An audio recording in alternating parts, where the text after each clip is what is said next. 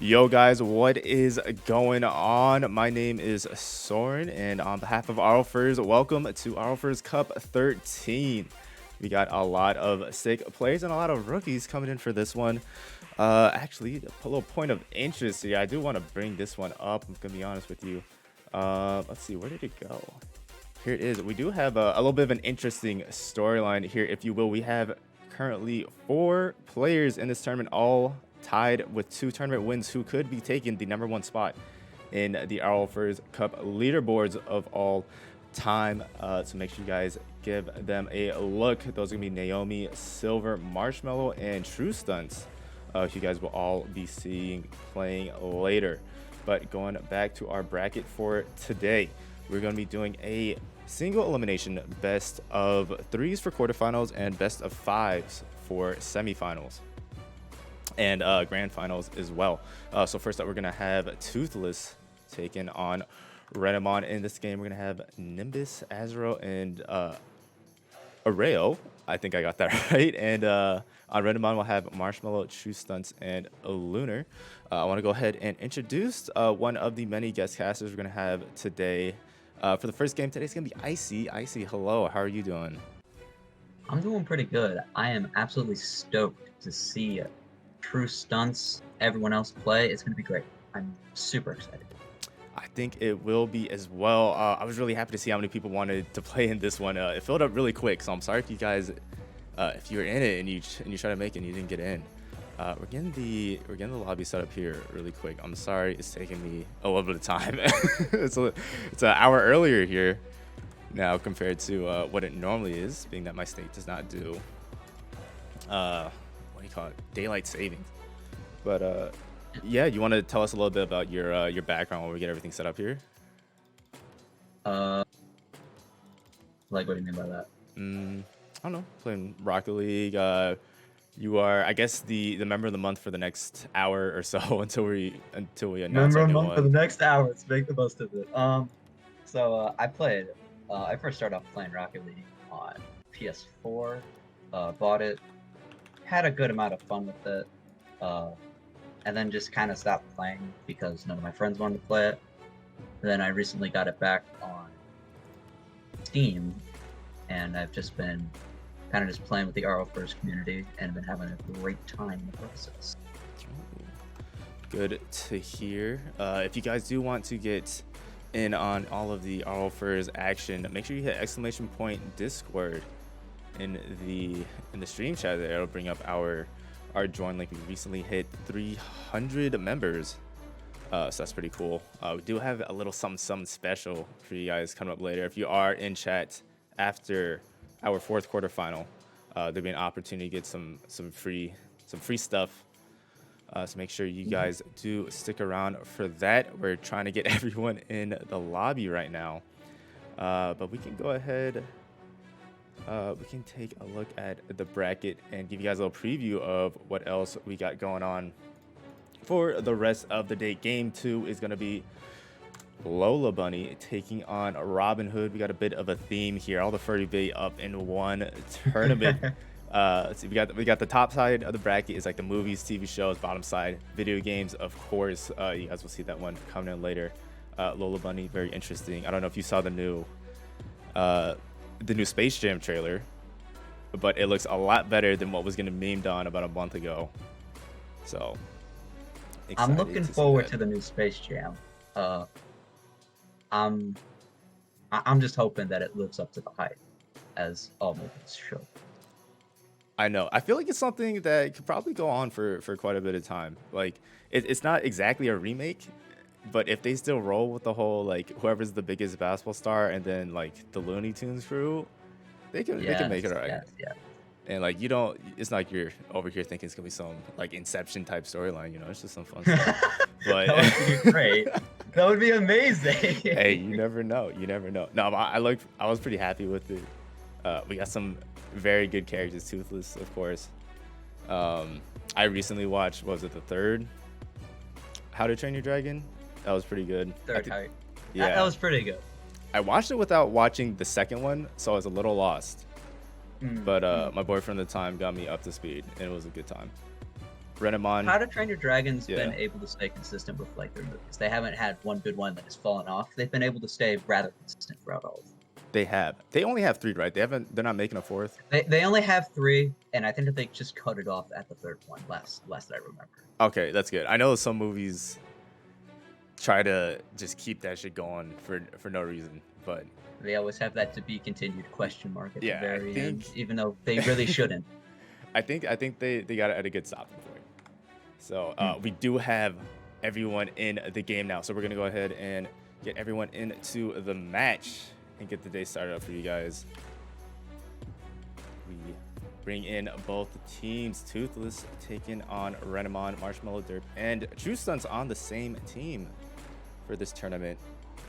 So hopefully we will see some very That means if they win it, then there's going to be 2 people who have 3. There will be, and then I will have to once again sort tiebreakers. But you know, that is okay. Starting off the game here, we got the brand new spicy DHF map. Rare Yin Husbando playing under the name of Nimbus if you're looking at the rosters. I think this is his alt. But quick save from Rail and him to start it off. Zoro going in for it. Ooh, he's got a clean shot going in. And there we go. First goal by Azu Husky. Nice, easy one to start the day off. Get the jitters out as these teams get things going. And once again, all these teams are randomly generated, more or less, a little bit skill balanced. So that way we get some competitive games, but you don't sign up with a team in the RLFurs Cup, which makes things a little bit more interesting. Some of these teams, oh my, True Stunts. True Stunts. True Stunts just flinging that in. Great power. God, coming off of the tight angle. Quick answer for Team Renamon here. 30 seconds into the playing game. Around. Yeah, I was gonna say that, you know, teams only gotta shake the jitters off, may try to need to adjust to each other for the first game, but it looks like they're already going pretty strong here. Could definitely be a part of how much experience is on these teams. Nimbus being in a lot of these as he whips the ball, and then of course, like I said, Marshmallow True Stunts. But yeah, on the other hand though, we do have Areo. Marshmallow being able to pass that, will they be able to hit it? Oh my, Azu coming in with a good stop. A couple of them actually. Marshmallow gonna try to get this one out to his team. Oh, actually went for the shot. Areo now on the counter attack. It's gonna be taking this one. Oh, missed by True Stunts. Can he beat him? Doesn't look like it. Marshmallow's about to hit it, but then Lunar Fox came out of the blue, giving back possession to blue team. But then orange team takes it back again. True Stunts might be able to do something with that, but decides to play patient.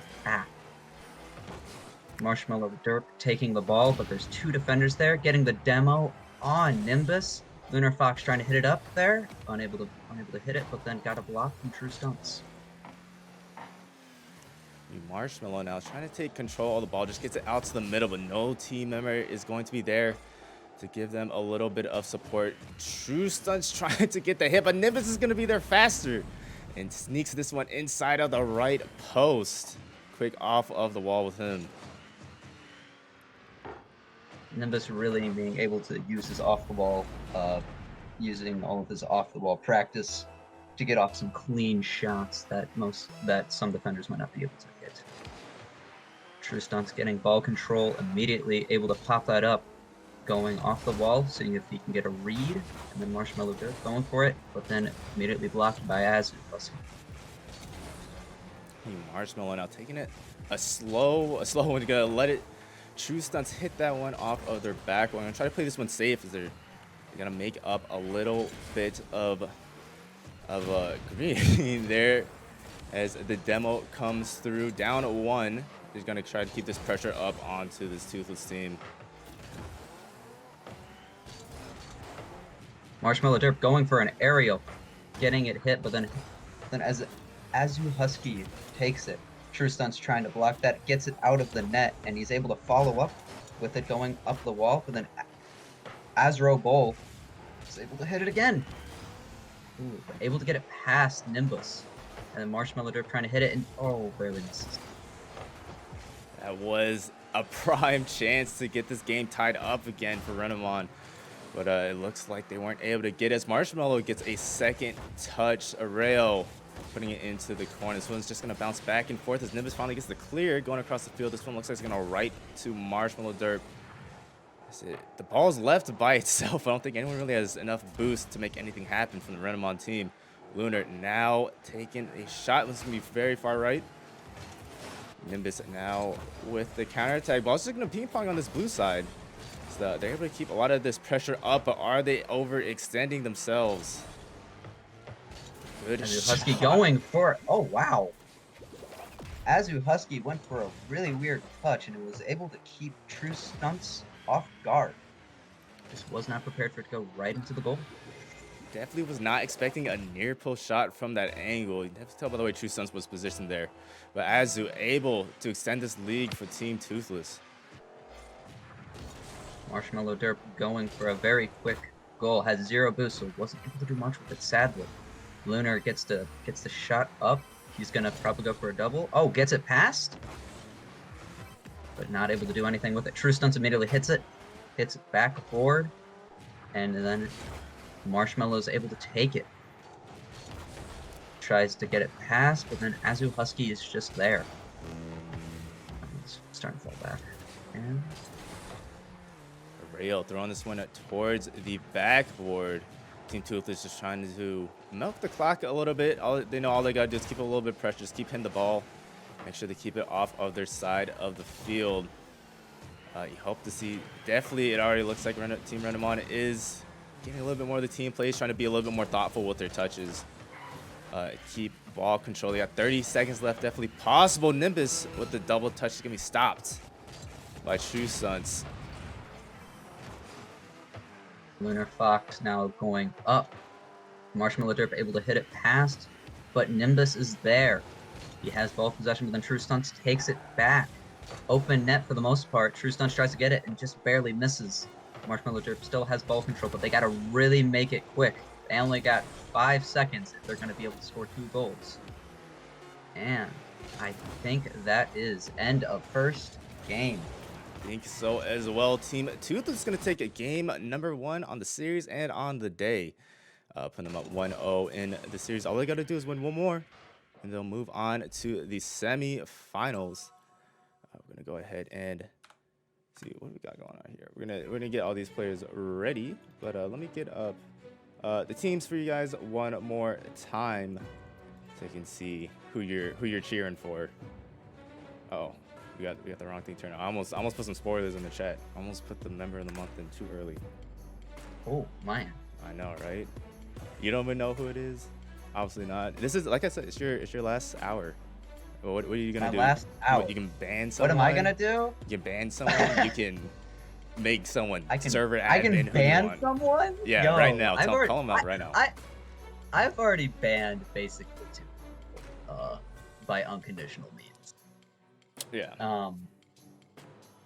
But if we're doing a third, here, let's make it a little bit spicy. Oh. A Crow, you're up against me first match, right? Yes. If I lose, you can always make fun of me. I will never live it down. But if I win, you get banned for a day. Something stupid like that. Oh my. Okay. All right. Fair enough. All right. He set the terms and conditions. All right. You actually heard them. You read them. You agreed to them. Let's make our match a little bit more spicy. It's the first time. I think it's the first time I've ever had someone call someone else out in the tournament. It's interesting stuff. I love you, bro.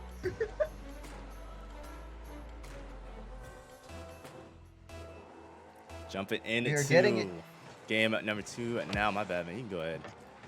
Nah, you got it. All right, Marshmallow almost putting that one towards his own side. Nim's going to get a bit of a defensive bump there. Giving this team a little bit more time to set up. That ball's not going to be hit. Nim's going to take a soft touch down towards the backboard as he rotates back. Rayo going to try to put this one over to the orange side as a miss 50 happens right in front of the net. Lunar able to get past one, not past Nimbus. He's going to follow this one. Try to get over towards the net. Easy stop for True Stunts as he tries to continue with this one down a rail, keeping the midfield pressure up. Just try to whittle down the defense. Azu leaving this one for Nimbus, though. He's able to get it past one. Nimbus is having ball control, but then Marshmallow Derp is able to kill him. True Stunts missed, but then Marshmallow Derp is able to recover from that. And then Marshmallow Derp now has ball control, getting bumped, giving it back to Azu. Husky has a pretty nice shot. Lunar Fox is able to steal that, gets it past Nimbus, but then Azu Bull is there. True Stunts wasn't able to do much with that, but then Azu Husky might be trying to go for that, getting blocked again by True Stunts. Lunar Fox is going to go for it. Ooh, got a nice hit. Might be going in. Nimbus was there, sadly. Nimbus's dribble Lunar stopped. Rail now going to hit this one to the corner. It looks like they're just trying to get any touch on the ball that they can. It may not be the smartest. What a shot from Marshmallow. Stealing that hit off of the back wall. I guess pass from True Stunts, really.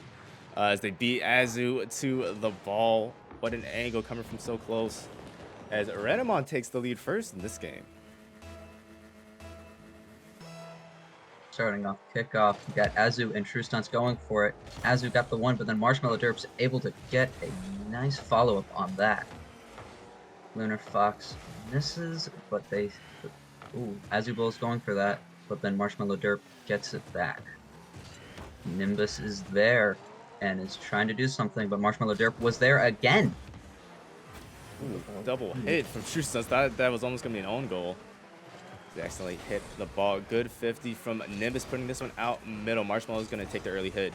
Send this one back down towards the blue team, but they do get some good defensive positioning here as they try to put it up towards the middle. To sent from Team Toothless. This ball's going to be going in. Nimbus from deep. It's going to tie up Nimbus the game. Really went in deep. Just kind of kept with like the ball. I think they were not expecting such a powerful hit coming off of the midfield play. Now tied up just a little bit more than half to go. True Stunts going to follow this one himself. Not too much people up to challenge him. It's going to work out as a fake. The fake? Oh, the double fake. Oh, that's a rough one. It's a rough one. Oh, I can feel that was almost all calculated fakes. Of course, there's no other way to say it. They planned that one out. Obviously. It was on the whiteboard before they came into this game. Either way, you gotta make them happen the way they make them happen. You take your W's where you can. Renamon up again in this contest, trying to bring this series to a 1-1. But Nimbus is gonna have something to say about it. Nimbus is not playing games anymore. He's just going right for it. With such speed and power, that would be a really hard shot to block. It was, and Nimbus does know what he's doing. Plays a little bit of semi-professional Rocket League, coming out of Canada, repping the NA region. Sponsored by Tim Hortons officially. I heard they got their logo on his fursuit. It's actually pretty crazy. Oh.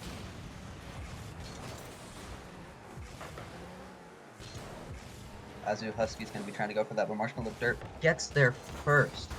Arubul is also there, but True Stunts is able to pop that over and get an amazing shot. What a flick. Goodness, really was definitely using that flat hitbox.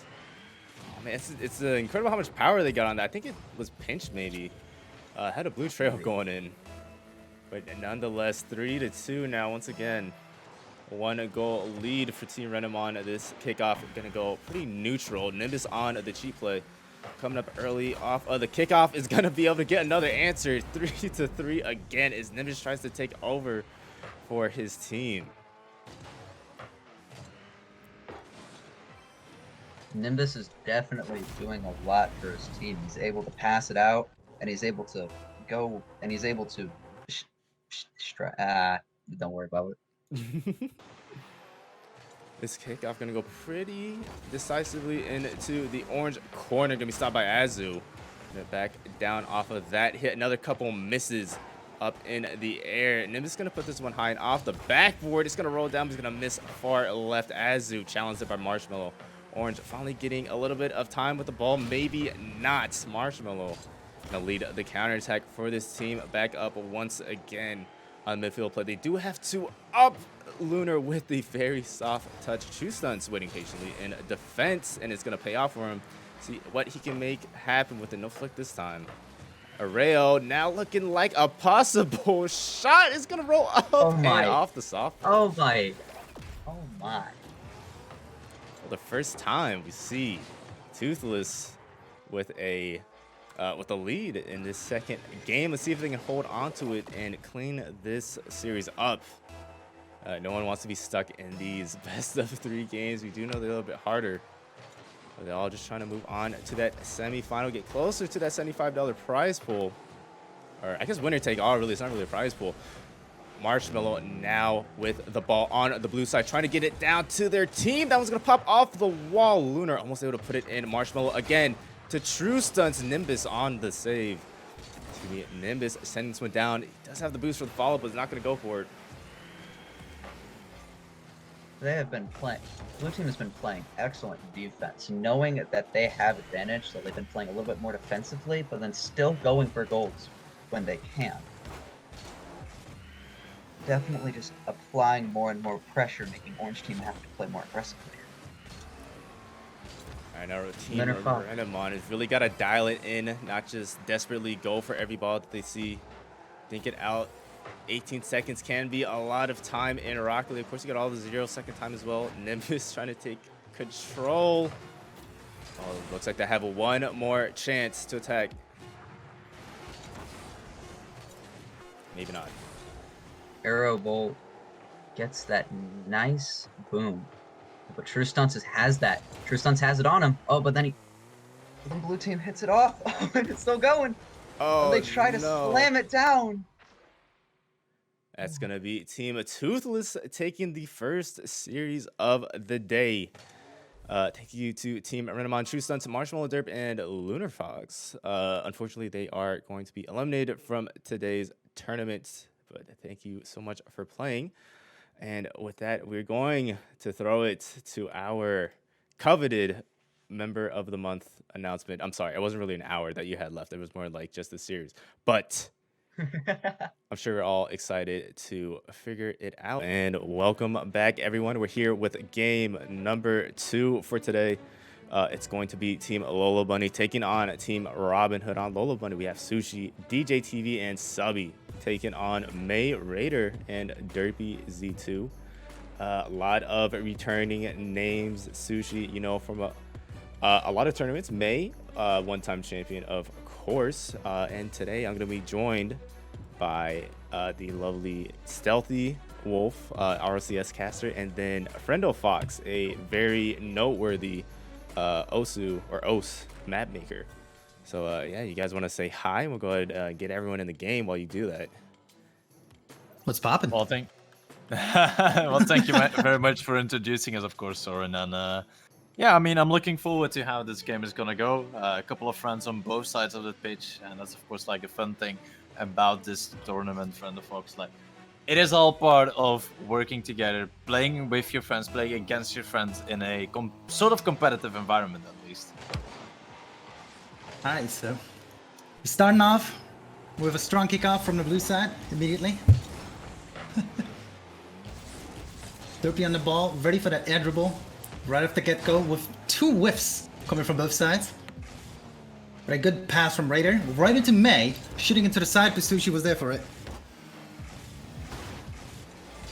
Well, so far, good pressure from both sides. We see that Orange is struggling right here from time to time. I mean, Robin Hood might not have the easiest path in front of him, but right now it is May, though, working that ball into the corner, trying to get that down into the midfield. But here is Sushi, gets that ball forward, nice bump once more, and almost creates an opportunity for the Lola Buddies to get an attempt on target. Opening up right off the get-go, a bump and a demo, that's the word I'm looking for. But it wasn't enough offensive on the blue side, and now for the counter-attack right off the get-go. Oh, Sushi whiffing!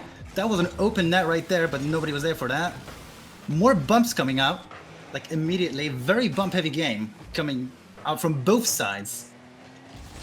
I mean, it's of course a strategy that can be applied from the Fox, and usually it can work well if you do your demos or bumps in a very dynamic way. And what I mean with that is, like, let's say you're going for a shot. Oh, Sushi goes for a shot. He doesn't need to bump because it scores the 1-0. right into the corner, a perfect shot. Nobody expected that angle, I believe, and everybody was just slightly off, not there for it. And 1-0 for the blue side.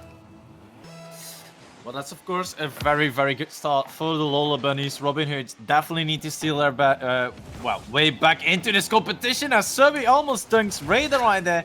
This is definitely becoming quite scary for the Robin Hood side, as we see that May loses control in the air. Raider tries to get a quick shot on target, but Sushi is taking his time. Now with control from the sidewall, does take a beautiful catch right here. Sadly enough, he does spin himself out, and this is a good counter attack. May almost put to the target. Oh, close. And DJ TV almost own goaled that one. Subby in the ball. Ready for the 50, but getting right past Raider. Now May trying to get a pass off, not hitting the ball. The ball's just kind of floating around. Still on the orange, like not on the orange side, but orange on the offensive. And ooh, a double defensive whiff, and the 1-all coming from Raider. I mean, we see him positioning himself well right here. He's just expecting, where is this ball gonna go? I'm going to read how it flows, and he was just like right there in a perfect position for it. And even if it might have been in a completely different position, he would have adjusted himself nicely because he was taking so much of his time. But right now, May is not wasting any time. He immediately tries to go for that double tap, got blocked, and even got that block off. But sadly enough, not on target. And right there, Raider with the demo, kind of threw off his teammate though. Alright, the ball in the middle. Going for a challenge. The challenge went the orange side's way or Raider's way. In that case, Sushi taking over the ball, ready for the pass, but not getting anything out. Second attempt, getting blocked or not blocked, but shot away by May. Still on the orange side, very dangerous. Sabi trying to go for the shot, but Sushi was there for it. Now, Raider passing the ball straight to Sabi, who backflips. And once again, good offensive from both sides, but just nothing like finishing up just yet. Well, it's definitely a hard moment right here for both teams. Neither one of them really seems to be able to create a lot of pressure, where we see that Robin Hood, for example, they are all dying quite closely together. Right now, it is Raider, I think, that is mainly rotating defensive-wise, giving their teammates a lot of space to really go for the ball. And that's a very important aspect, of course, in Rocket League. If you want to play very offensively, you need to be allowed to get that space from the opposing team and from your own team. So far, I think that's really what is helping them right here, because we can see that the blue side is getting some sustained amount of pressure from Robin Hood. Yeah, and as you can see right here, once again with the bumps just coming out. Oh, a team bump! So I'll be saying sorry in chat. Probably an accident, but we might have to check that. Oh, and a shot coming out from Sushi, going straight into the middle. Nobody was there. And that's 2-1. You know what is the most, the funniest aspect, with funniest between parentheses, of course, but Sushi is the only one on the side from the Lola Bunnies right now that has shots, right? So 3 shots, he scored both goals.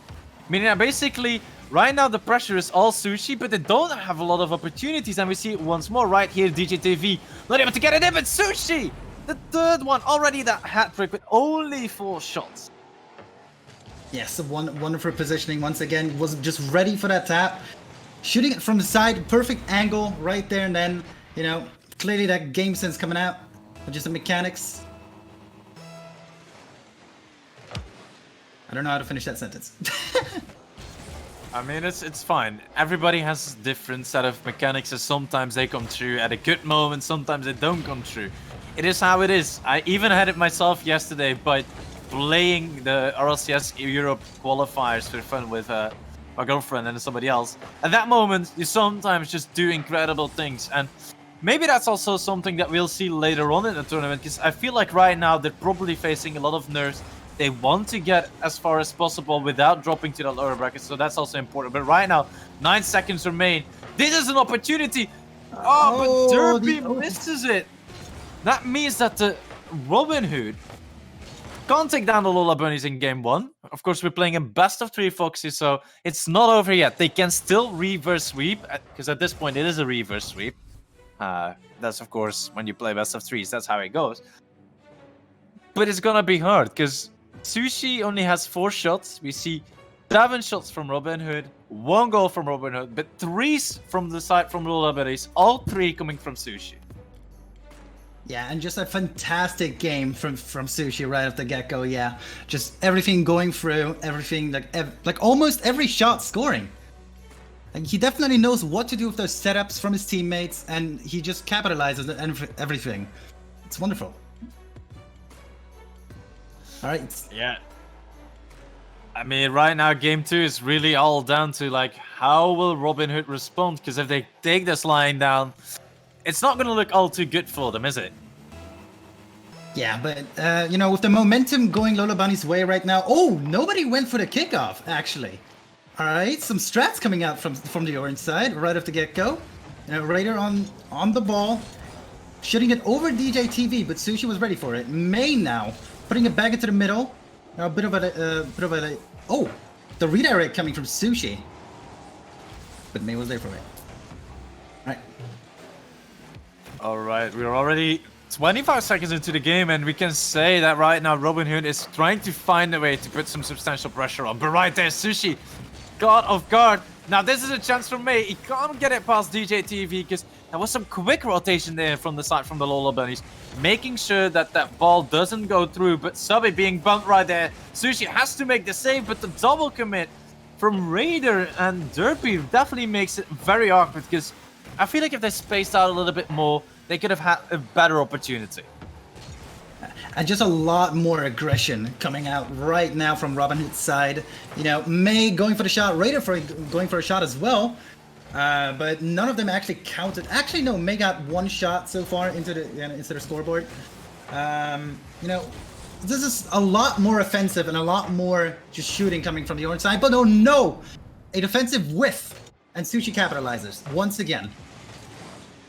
I mean, this time around, though, we have 2 shots already from DJ TV, so statistically speak, Lola Bunnies is already doing way better than last game, and that is the last thing that Robin Hood needs right now. So, right now they really have to try and tie their plays together, basically become a team.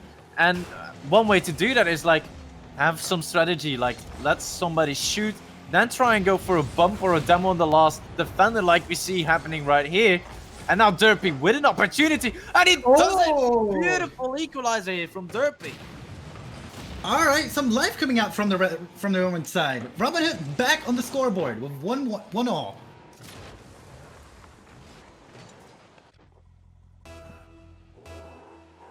Well, right now it's of course important. How will they transition that momentum into the rest of the game, of course? Yes, exactly. We're talking about momentum right now. You know, they finally got it. Now, a bit, you know, not too late into the second game. They have enough time to capitalize on mistakes now coming from the blue side and maybe get that, you know, get that 2-1 ready for the next victory and, you know, ready for a game number 3. Well, that's of course something that Robin Hood is looking for right now. We see that they're trying to launch some attacks back into the side from the Lola Bunnies, but they are struggling. But so is Robin Hood struggling to really keep getting that ball forwards. Again, the same thing that we talked about earlier. The connection isn't really there so far, so they really need to maybe try and communicate a little bit better where they want to position themselves. Right here, demo from DJ TV opens up a lot of space, puts some pressure on Robin Hood, but Derpy again, beautiful shot, but Sushi there in defense. This time around, he's just turning into the wall. The wall in defense that doesn't let the ball pass. I would say actually Derpy is doing a lot more on the offensive side. You know, now shooting, like actually getting that goal for the orange side. Robin Hood now, you know, in a fair game, let's say like that. And he's just like all over the place all of a sudden. A lot more coming from than in game 1. And I love to see it. Raider going for the aerial now. Maybe somebody there to capitalize it, but nobody's there. DJ TV still on the ball, looking for the challenge. Nothing going his way right now, though. Well, so far, it is still quite a lot of pressure coming out from both teams. It's more even actually than last game, and that's definitely nice to see. It means that both teams are tying into each other's playstyle a little bit better right here. For example, that pass from Sushi down to TJTV, back down to Sushi, but now it's immediately to the other side. Derpy with a beautiful opportunity, sadly enough, slightly off, but that could have been an amazing goal for the side from Robin Hood to not first of all get the lead, but get some hype going, get that motivation going inside the team, because it is not over yet.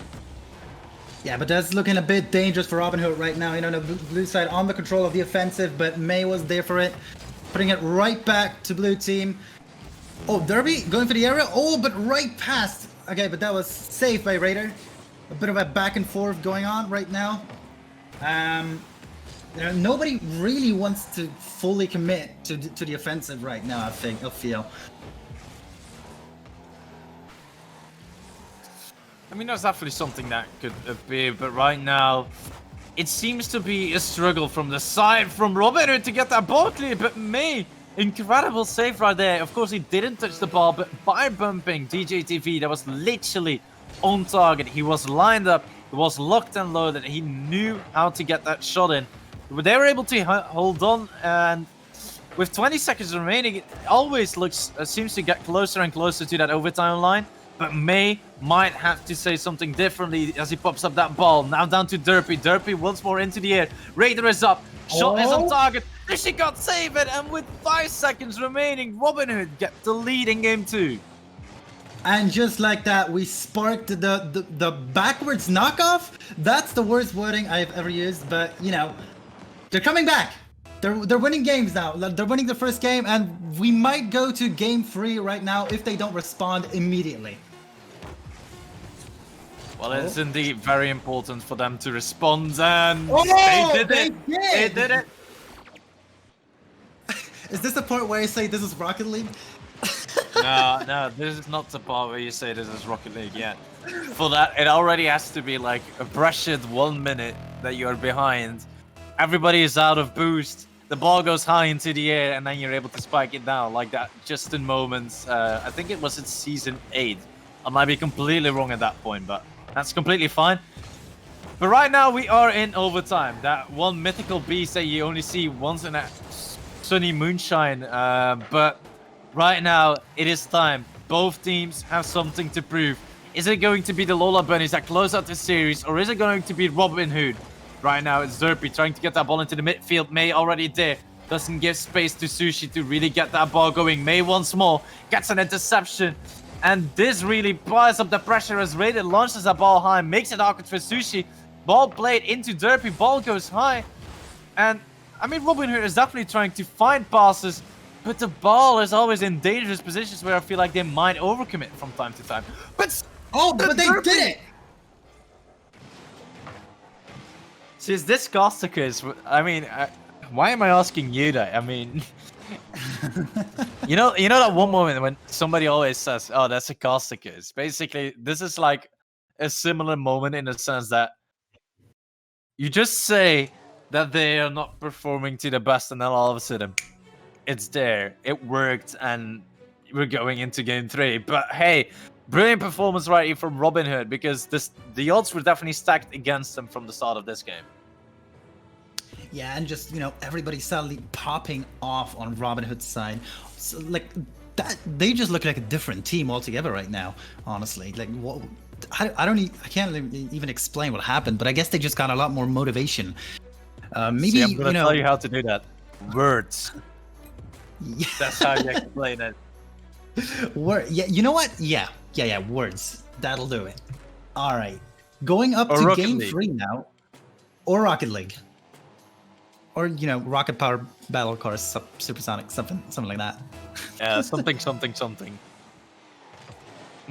Game 3 starting off right now, you know, kickoff immediately going to the orange side, but couldn't capitalize on the control. And Sushi right instantly for the first shot. 9 seconds in, and it is 1-0 for the blue side. I mean, Sushi was probably thinking, right, okay, all right, ladies and gentlemen, playtime is over. Now we're gonna play serious and start going for the stop bins, or like top corner shots.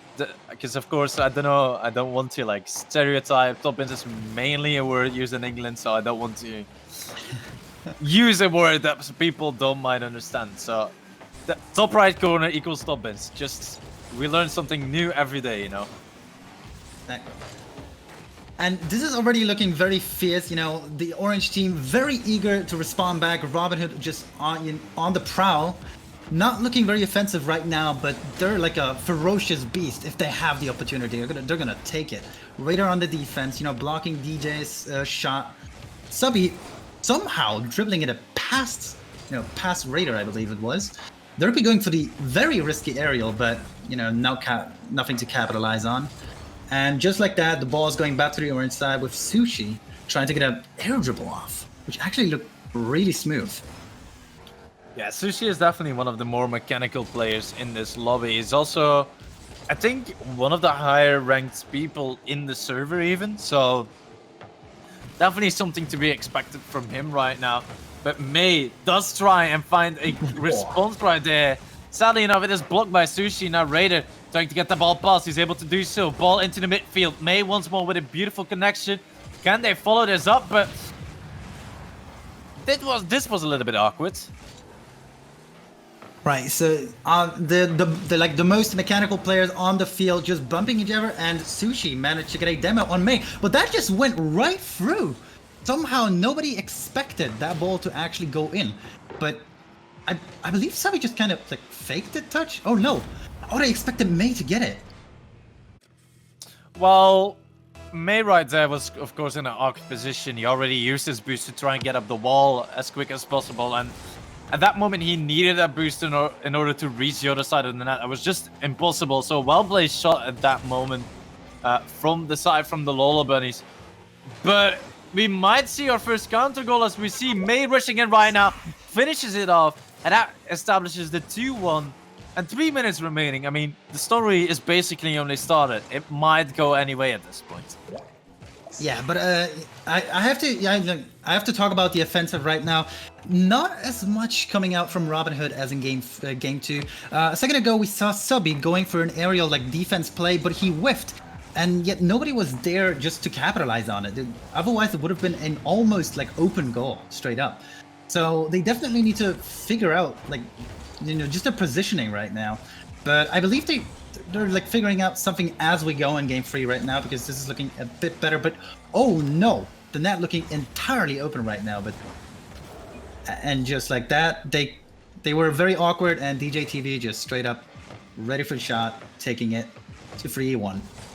I mean, this is right here where, of course, Rocket Theory comes in. And what is Rocket Theory? Basically everything from the theory, talking about back post, front post, all those kind of things.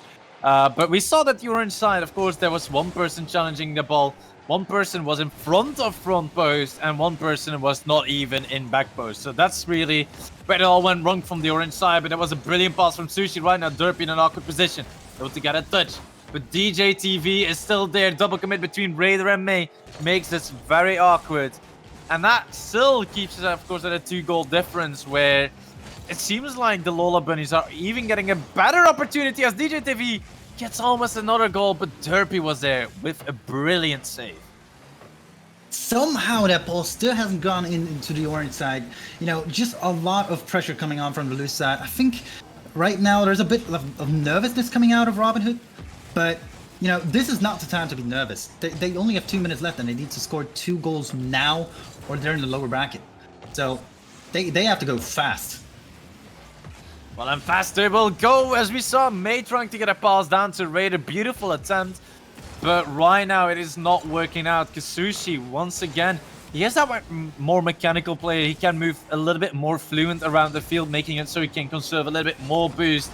And therefore he can be faster. But Raider trying to get that ball on target. DJ TV not able to get a proper touch. Raider once more. Ball into the midfield. Derpy is there, but Subby is able to get the save now.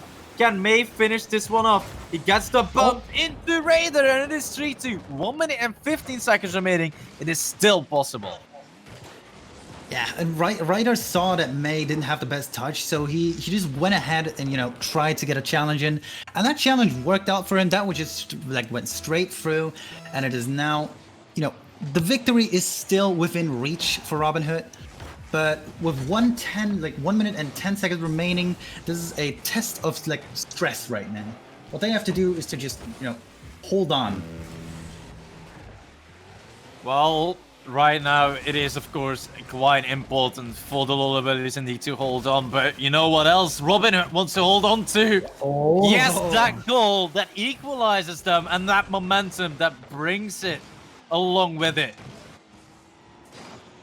And a nice just washout coming from May, knowing they were all of them were out of position, just straight into the middle. Nobody was ready to, or nobody had momentum to actually get to the middle of the goal, and so it just slid right in there.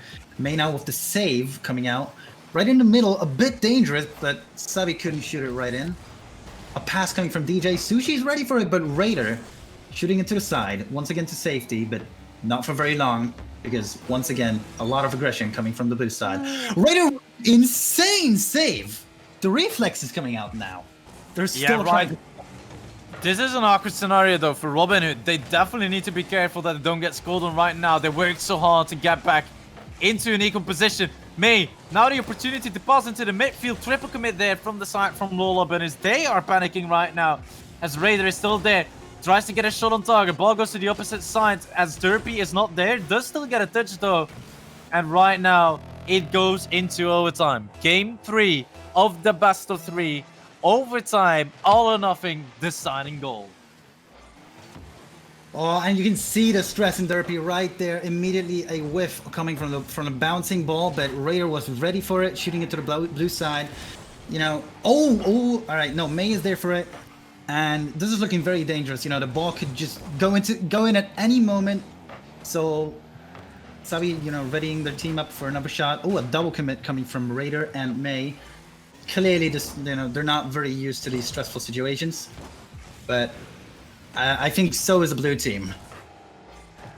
Well, of course, the thing between May and Raider right there can translate back into communication, but this is awkward. Oh, May's still able to get through. This is an open net. He dribbled it in, but Sushi is still there. He's not gonna let that one slide. He still wants to win this game, as it's out DJ TV. Plays his ball down to Sushi. Sushi gets an awkward touch. Therefore, it now comes into the hands of Raider, who gets a shot on target. I think we have a slight disconnect as well. Or am I just imagining things? I believe there's no disconnect going on. Everything is looking fine for me. Oh, the shot coming out from Sushi. No, but Raider was once again there for it. Sushi, the most mechanical player in the team, trying to use their mechanics to their best advantage just to get that victory goal. Now going for the air dribble. That's looking pretty good. Maybe even trying to go for flip reset, but I am not so sure about that. Well, we're already 1 minute and a half in, and usually they say either it's a quick overtime or a pretty long one, so I think we're set for at least another minute and a half, as the players don't want to give up right now. Now, beautiful challenge right there from Derpy. Gets that ball into the midfield, though, as DJ TV tries to find a teammate. Raider all the way down the field, as now it's Sushi. Tries to take a little bit of control, but Derpy immediately says no. Oh, Raider had an opportunity. Maybe May. Oh, ball into the midfield. Derpy does it. They take the game. They reverse sweep the Lola Bunnies. Oh, and the Lola Bunnies, they must be so frustrated right now. It was just amazing from the start, but Robin Hood figured themselves out. They got the team plays in. May must be really happy right now. Proud of their team. And Derpy, once again, showing off, just ready for the shots, and that got them the winning goal. Congrats to Robin Hood. Well played from both teams, of course. That's the most important thing. Always congratulate the opposing players as well. And honestly, from the start of game 1, it really seemed like Lola Bunnies was just going to run away with it, just because of the fact that they didn't need as many opportunities as the other team to basically keep going. And that's of course an important thing as well.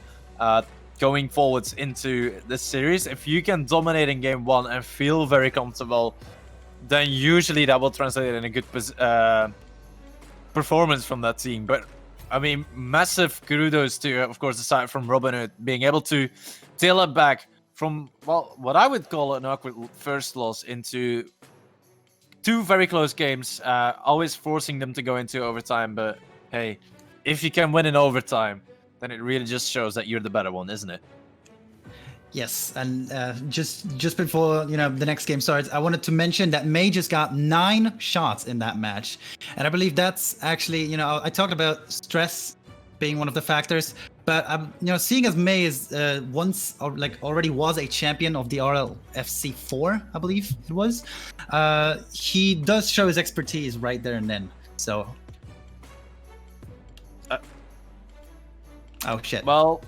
With that said and done, friend of Fox, I think right now it is important that we go into a small break as we set up the nice game that will, of course, be broadcasted here once again, as we can see the other side of the bracket, because that's also very important, Yes. Wait, there's no rewards. I mean, we were just talking about we might get this. We might try to see if we can get Psionics in on a little RLFurs action, but maybe for the next one. But yeah, to go ahead and look at the teams, we do have Toriel in blue taking on Spiral. Toriel, Gmo, Hunter, our member of the month, and Tiki will be taking on Team Spiral, consisting of Foxy, Naomi, and Icy. And yeah, we're gonna go ahead and get everyone into the game. I am joined today by Argo Otter, who you will hear from now and a little bit later as well, and Areo, who you saw win on Team Toothless. They'll be playing in the upcoming semifinal. So yeah, I'll throw it over to you guys. So yeah, we used win very sparingly. It wasn't won by much, but here we are in this game. Team Spyro, Team Toriel. Bit of a start. It's heading on the blue side. Hunter going for an early air dribble. Getting it towards mid, but cleared out by Foxy. Gmo trying to keep the pressure up. Foxy still able to clear it away, though. Naomi, little flick over, but Hunter catches it, pops it over to the wall. Tiki's there, does a challenge. Gmo's going for the goal, and that's a free goal for them. Really early in the game, too. Yeah, really good job to capitalize on the open net and the double commit from Icy and Naomi. Yeah, we got the tournament winner tag. You're not missing open nets at that point. Granted, no, we probably still are. True. All right, good kickoff for Gmo. He's gonna go up on the wall.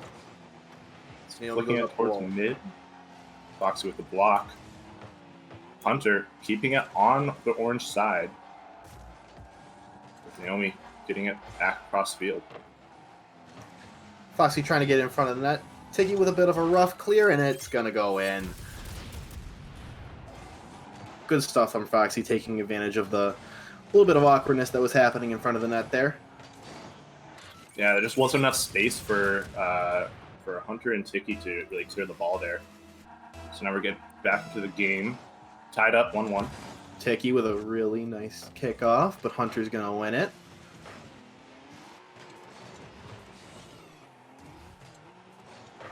Got Gmo hitting it towards mid. Icy able to block it. Naomi taking the ball downfield now. Now possession swapped over. Foxy able to keep it in the corner. Foxy booms it towards the net. Gmo's going to clear it to the wall. Hunter's there, going to hit it and see how far it goes. Gmo's up there ready for the redirect. Oh, it's a swing and a miss. It was close, though. That would have been amazing. Yeah, Naomi able to get it downfield. Gmo able to catch it, though. Goes for the pinch. Kind of weak, but... And then Hunter's able to keep it up on the wall as well. Hunter taking up the corner, hitting it over.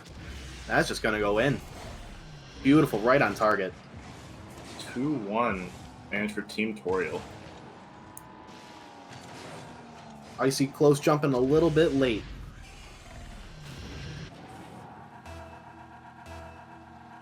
I love Foxy rocking the Ford F-150 sponsored. Let's go. Not sponsored. Sponsored. I mean, no, it is sponsored.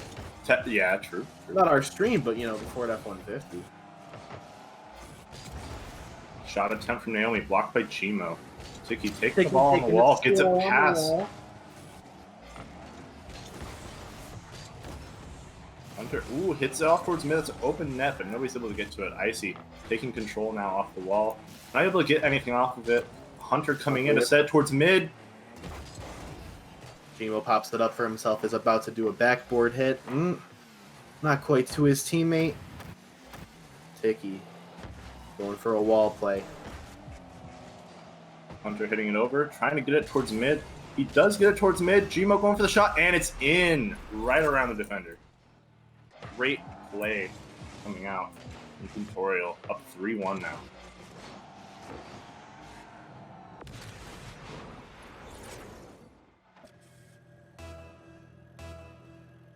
About 2:30 left to play. Up 3-1 Tutorial. Gmo taking possession now, getting it past Foxy. You know he's going to take control. Hunter with a great challenge to get on the other side of the field. Hunter popping it up. Great save from Foxy. Yeah, it was a really close and really good idea. I don't think they were expecting it either. Taking going for the hit towards net, but no one's back. That's going to go in. Naomi with the open net goal, making it 3-2 now. Team Spyro catching up a bit with 2 minutes left to play.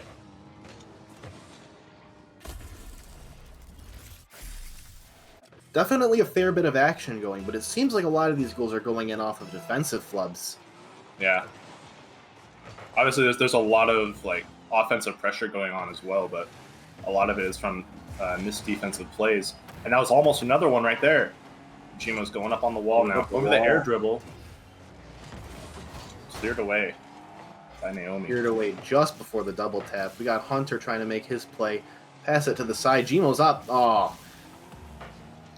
Very, very close by Gmo. Hunter again putting it up, trying to get a second touch. Drops it anyway.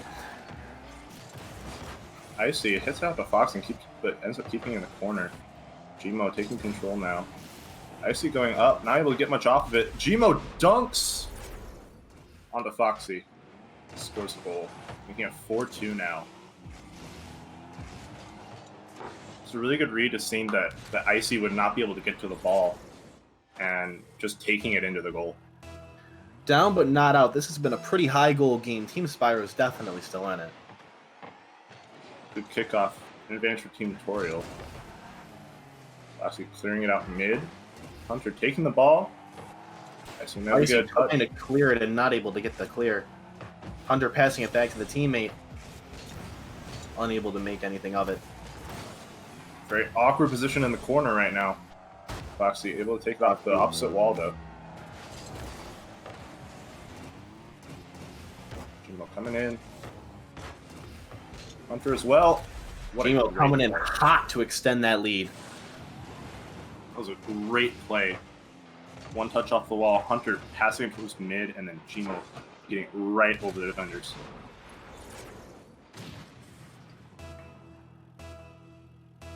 At this point, you got to think, what is Team Spyro going to do? Something's got to change. We'll see here. Tiki hits it forward, but Foxy's there ready to catch it. About to go up the wall. Looks like it. Maybe a pass? No. Goes back. Probably out of boost. Foxy hitting towards Naomi for a great pass, but not on target. Icy hitting it towards net. Gmo with the great clear, though.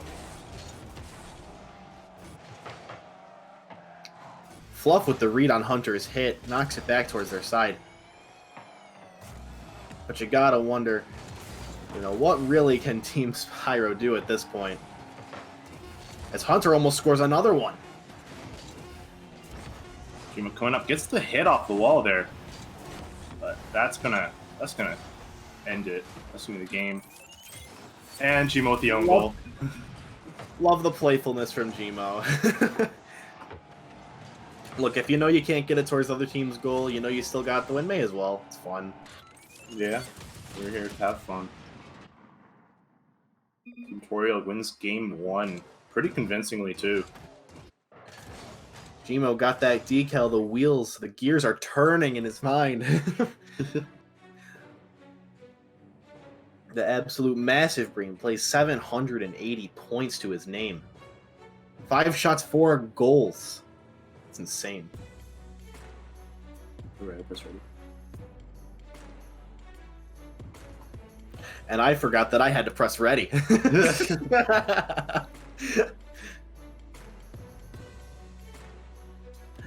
But I remembered that I had to click spectate. Thank you. Good job. Thank you. All right, we're going right into game 2. Match point for Tutorial. Gmo's on kickoff, wins it convincingly. Ticky's up and ready to get it.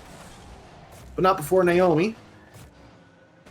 Gets the clear, hits it downfield, but Gmo's there, ready to hit it back forward. Icy waiting to make their move. Hunter clearing it backfield. That's an open net. Can Tiki get it? Tiki gets it. Yeah, I think Toriel's doing a great job capitalizing on the offensive flubs that are coming from Team Spyro. Noticing Team Spyro, all 3 forward, no one's back and ready. Kickoff going in favor of Jumo again, but really get it downfield for the orange team. I wouldn't say it was in favor. If you're ready to catch that kickoff and it goes behind, you're winning that kickoff. You got possession. Yeah. Let's see. Tiki hitting it towards the corner, probably ready for a pass. Passing, Gmo's ready, not up. Good patience from him, just barely misses the shot. All right, Hunter now hitting it towards mid, shot on goal. Bump from Naomi. Tiki's up though. Foxy able to get the clear off the wall. Hunter's there waiting for it. Decent 50, pops straight up. Oh, Gmo gets hit into the ball, giving him the lead. Not the lead, but good possession at least. Save from Foxy from Gmo's shot. Oh, no. Oh, my lord. Gmo so close. Hunter trying to capitalize off of the positioning of the defenders. Gmo turns on it. Hunter's ready, waiting for it. Looks like they're heading back as Orange takes possession once more. Well, Gmo was able to hit it right back downfield off of that. Nice air dribble, nice hit. Foxy with these backboard clears.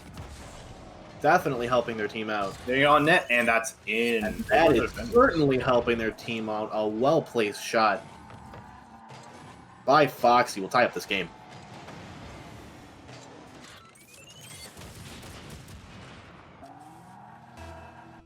At 1-1 with 3:21 left to play. Let's see it. Gmo getting a good kickoff there. Already very awkward. It's cleared to the corner. Tiki's there trying to pinch it towards the goal, most likely. Kind of pancakes. I think we've all been there. Naomi Oh, in the block. nice shot. Naomi with the beautiful reaction. Great reaction. Gmo getting the pass from Hunter. Amazing pass. Amazing team play. Put it right in front of the net for Gmo to just nail it in. So Team Toriel up 2-1. Down, but certainly not out. I can see the defense has shifted. At this point in the last game, I think it was 3-4. Something like that, yeah. Let's see. Oh, Foxy not able to get a piece of it. Gmo scores it again, just capitalizing, making that lead even bigger. Gmo and Hunter making the great team plays to keep their lead strong. Can't count Tiki out. They got that goal at the first one. They did. I'm pretty sure the first goal of the game was Tiki, wasn't it? Yeah, it was, but there's also just been some great team plays overall for all of Team Toriel. Let's see. Can we get that synergy going for Team Spyro, or is it too late? Oh. The demo on a Tiki keeps the offensive pressure off. Hunter dribbles the ball down midfield, gets over one, and bumps Snapping another. Axles.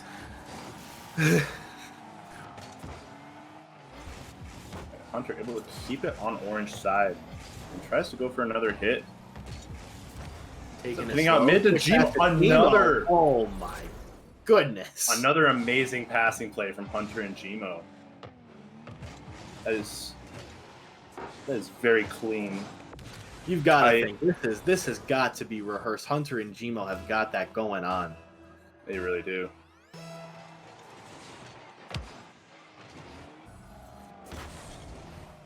Not to mention, everyone's defense has been solid. They've been keeping up pressure, never going back unless they absolutely have to. Taking the ball away, doing everything they can to keep their lead up. Gmo's there, but Naomi's ready to block it. No one's there to capitalize, though. Hunter hits out towards the corner. Naomi hitting it out of the corner. And Tiki hitting it downfield. Close hit from Foxy. Naomi clearing it to the corner, up the wall. What's the play? Hunter goes for the clear, misses. Oh, just barely. They're hitting out to the corner. Icy stopping and getting it over Hunter. We see Hunter with the accidental bop on Naomi, knocking her out of the play. Gmo getting the read off the wall. He's back with it. Hunter with a shot. Just goes wide.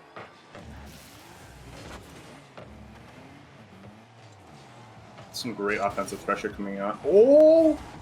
Almost gets it, but Foxy was there to back up Icy. I had no clue where Foxy was, and I'm glad they were there. Really solid defense.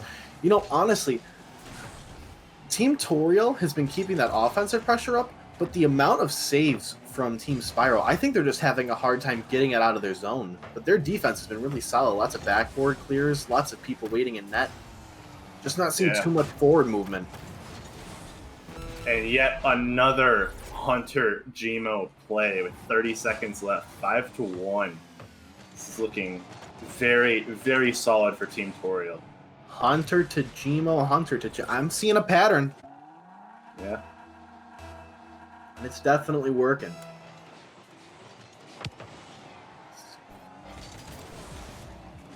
We're getting past 2. The double commit. Tries for the bump from Foxy. He's able to clear it though. Hunter trying to turn around, get another offensive play, not quite getting it.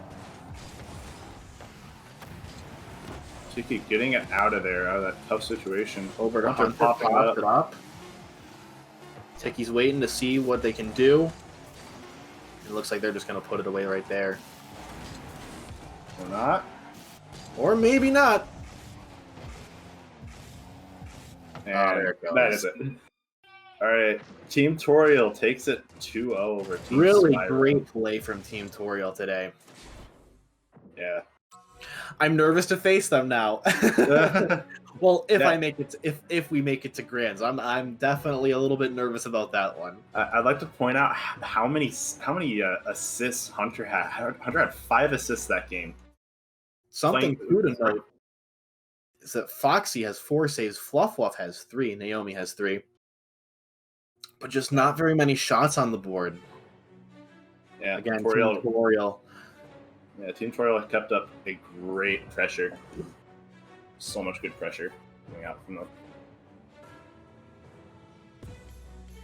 Also, I love Icy's icon. I know you're on Epic, so I don't think you can see Oh, it. yeah, but Icy's I've icon seen it. is Yeah, yeah. literally just his paws.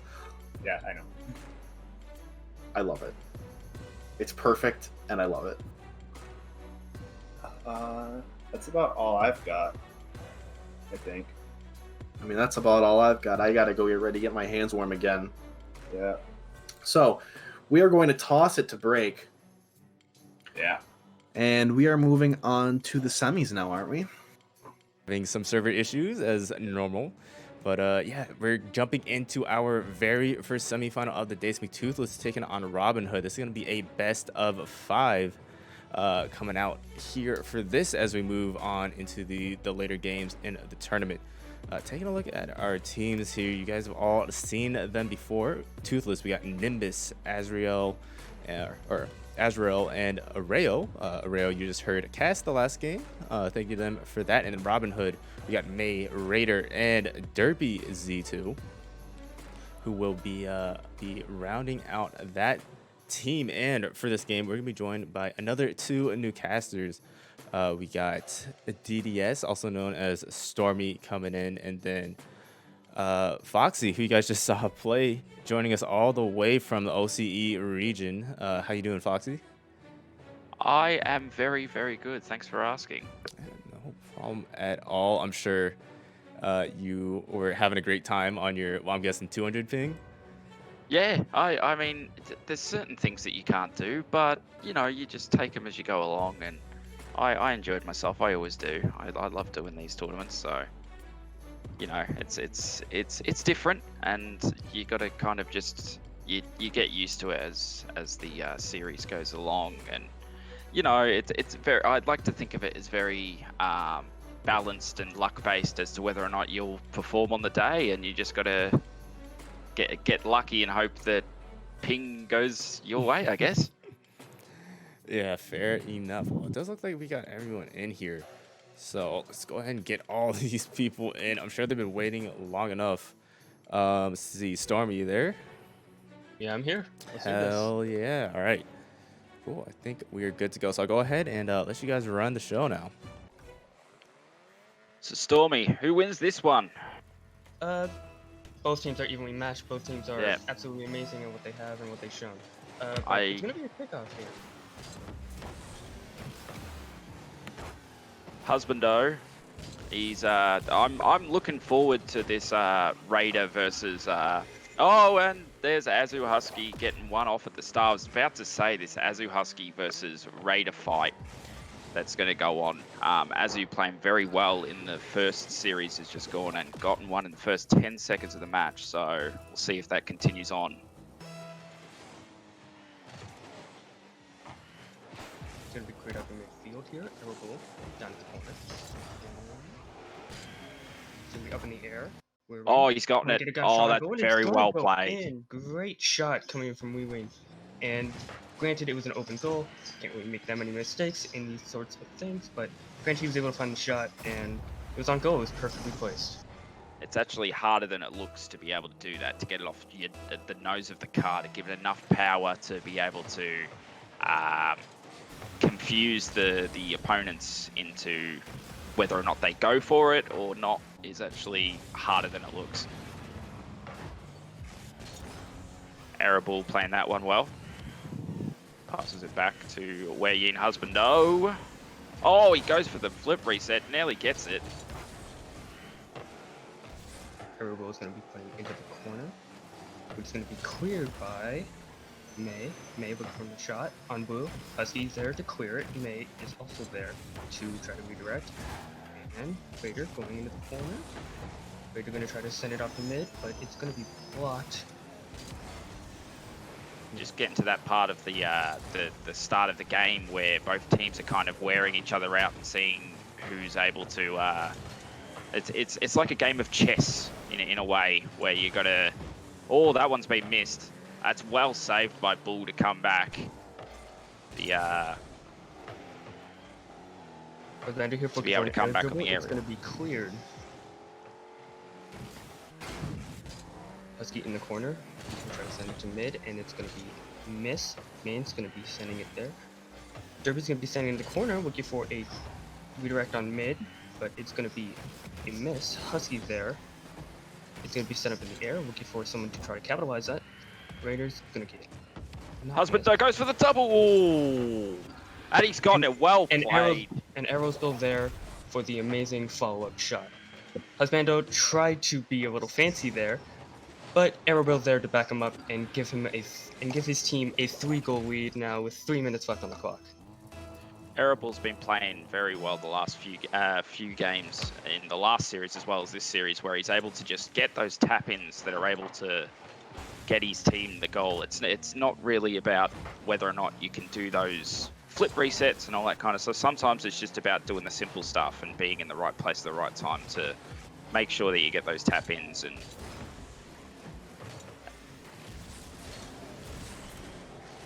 ooh, up in the air for Derpy. Derpy's hit it up in the air. Made it a bit awkward, but Mace did well. And that one's gone through by Raider. It's a bit needs to start popping off like he usually does. Husky there with the great save, and he's going to be sending over to the orange dot. Raider. Yeah. Thunder with a great air dribble, and he's going to be sending it over to the blue side. He's demoed by Derby. Great demo coming out, and it's now in the orange zone.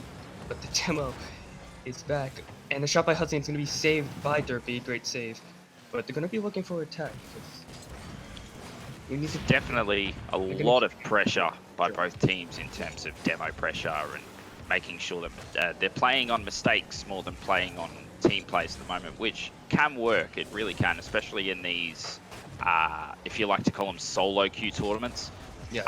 where you're not playing as a team, you're playing as a solo player, but basically, and sometimes the chemistry isn't there, so you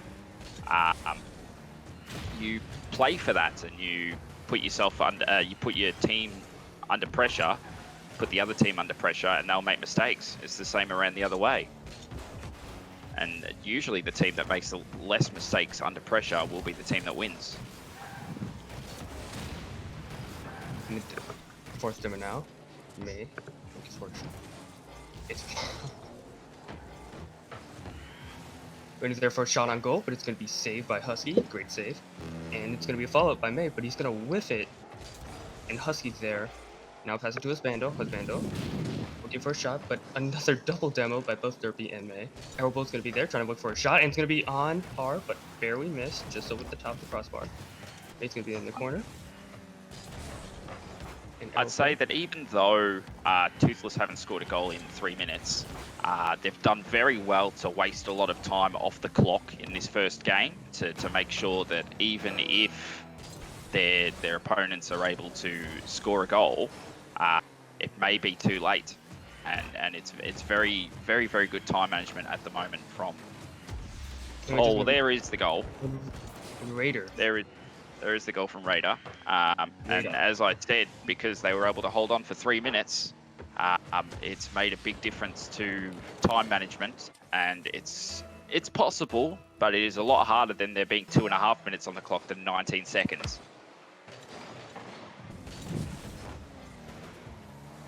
We got 10 seconds left on the clock here, and it looks like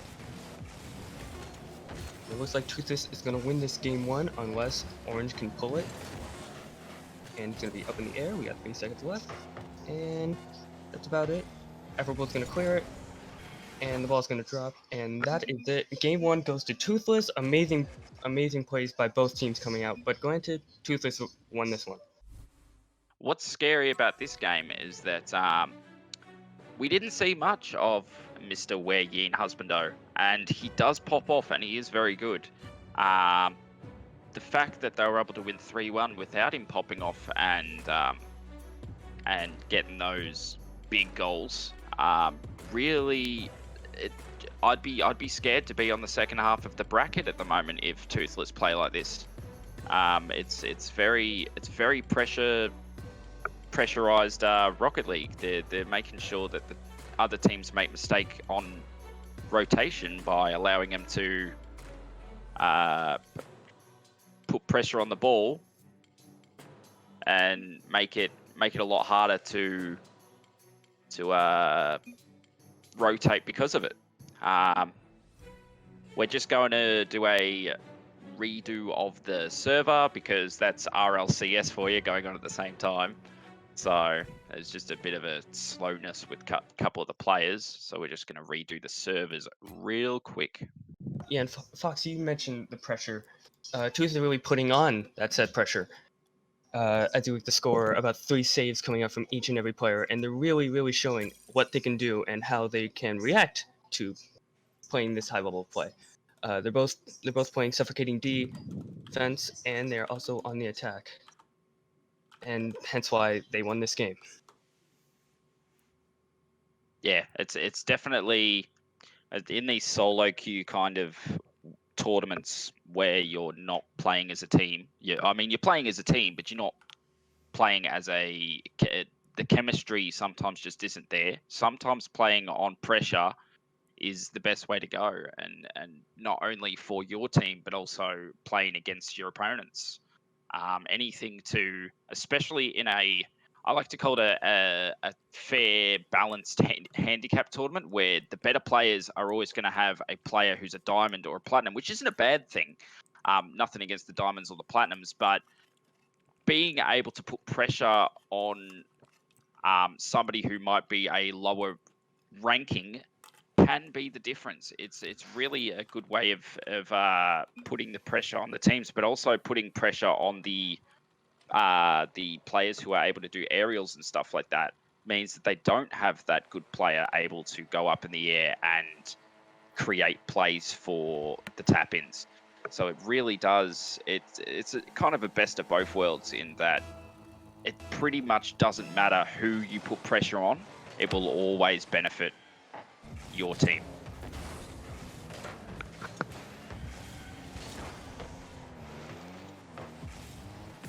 Game 2's underway.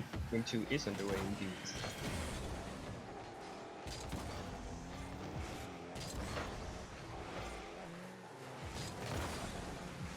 Elbow's going to be clearing out into orange field. Great boom. Radar's going to be there. And Radar again, another great clear. Both great defense is starting, or both amazing defense by both teams. Excuse me. May's going to be there for a shot, but it's going to be saved by Elbow, great save. And Radar's going to be there for a follow up, but he's not going to be there in time. Again, this is what we've been talking about, the great pressure by Team Toothless, and they're going to be putting on that pressure throughout the whole game, and those shots are going to be really coming in. So unless Team Robin Hood and these three amazing players on said team are going to be on their A game, they have to be on their toes, and they really have to show what Toothless can throw back at them and really just defend. So they have to do. Oh, that's a tap in there. Another tap in from Azu Husky, who's done well there to read where that ball's going. It really is at the moment. It seems like the difference is the pressure on Raider. I think that a lot of pressure is going on to Raider. I think they know how good of a player Raider is, and being able to knock him all over the place is a big difference. It really does pay off in the end to be able to pressurize players and kind of get them a bit testy, get them mad. Not necessarily, get them, but just get them worked up to kind of second guess themselves on the attack. And it makes a big difference. He's going to be there, the pinch. Raiders in the corner. Going to be looking for someone to pass it to, but Arrow will great clear out of the corner. But the ball's still in, but then it's going to be cleared. May, for shot, the ball's in mid. Husky, Husky with the fake there. We'll call it a fake. He's actually played very well this series. Everybody has, I think, especially on the Toothless side, in terms of being at the right place in the right time. It's very hard to do in Rocket League, and I think that I haven't seen any rotational issues from Toothless since probably game 1 of their first series. Once they've gotten together and played a couple of games, it looks like their chemistry is actually pretty good in terms of rotation, and they keep playing rotationally like this, and I would be scared. And there it is. Goal. Husbando, amazing shot, great placement, and apparently he rolled the orange team to sleep, and they did not know where the ball was going to go. A great shot by Husbando, and that's going to make it 2-0 with 2 minutes left on the clock. It's going to be, at the moment, the way the Toothless are playing, there needs to be just a small bit of pressure being put from the opponents to just kind of get Husbando and Husky kind of just on edge. It just takes one goal, and from there you'll notice a big difference in pressure. But it's ball again. Oh, again, great shot, great passing plays here, and that's gonna make it 3-0 now with just under 2 minutes to play. And this looks very bleak for Team Robin Hood. It's still possible, and I think that it's one of those things where, especially in solo queue tournaments, reverse sweeps are always possible, but also massive comebacks in games are possible just based on momentum as well as putting pressure on the ball. I think as soon as Robin Hood start to put some pressure on the players as well as the ball, this game could completely change. Even this game 2 here, with 1:30 to go, it's still plenty of time for them to get maybe a goal and then a tap in somewhere to put themselves back in the game. Here's Raider with a chance, goes for the double. Oh, you don't like to see this. Oh, off the line.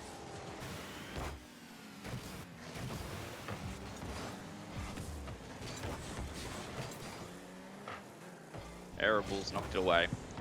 And the pressure has been taken away. Is Husbando. Leaves it for Husky, who nearly gets it on that bottom corner.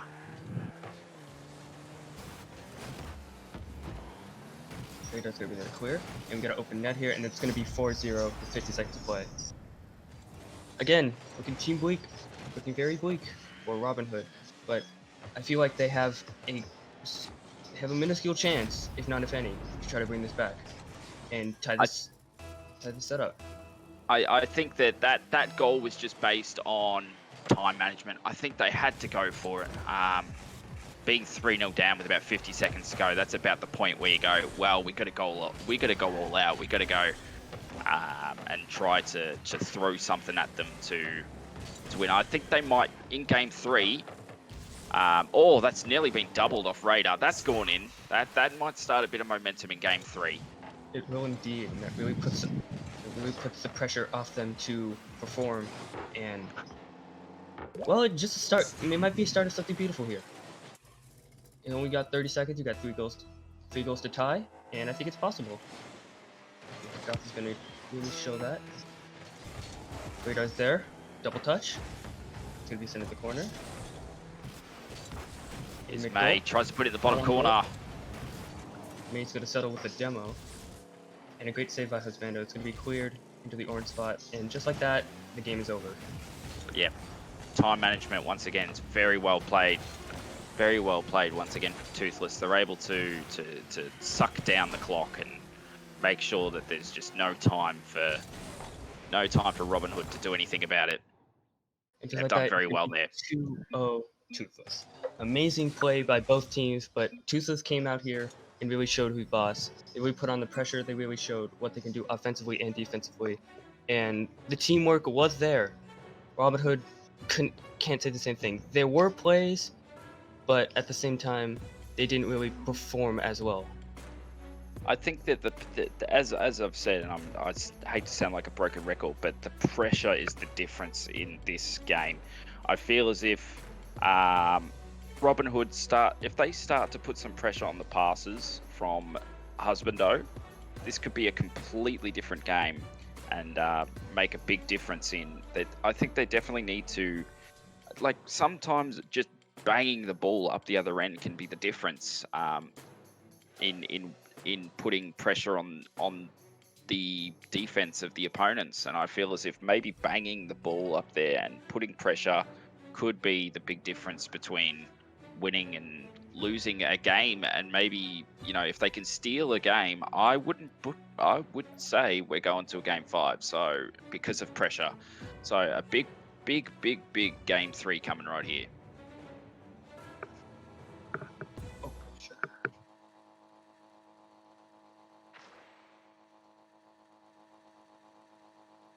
My fault. I accidentally joined the boot team. I'm trying to get my game sense in.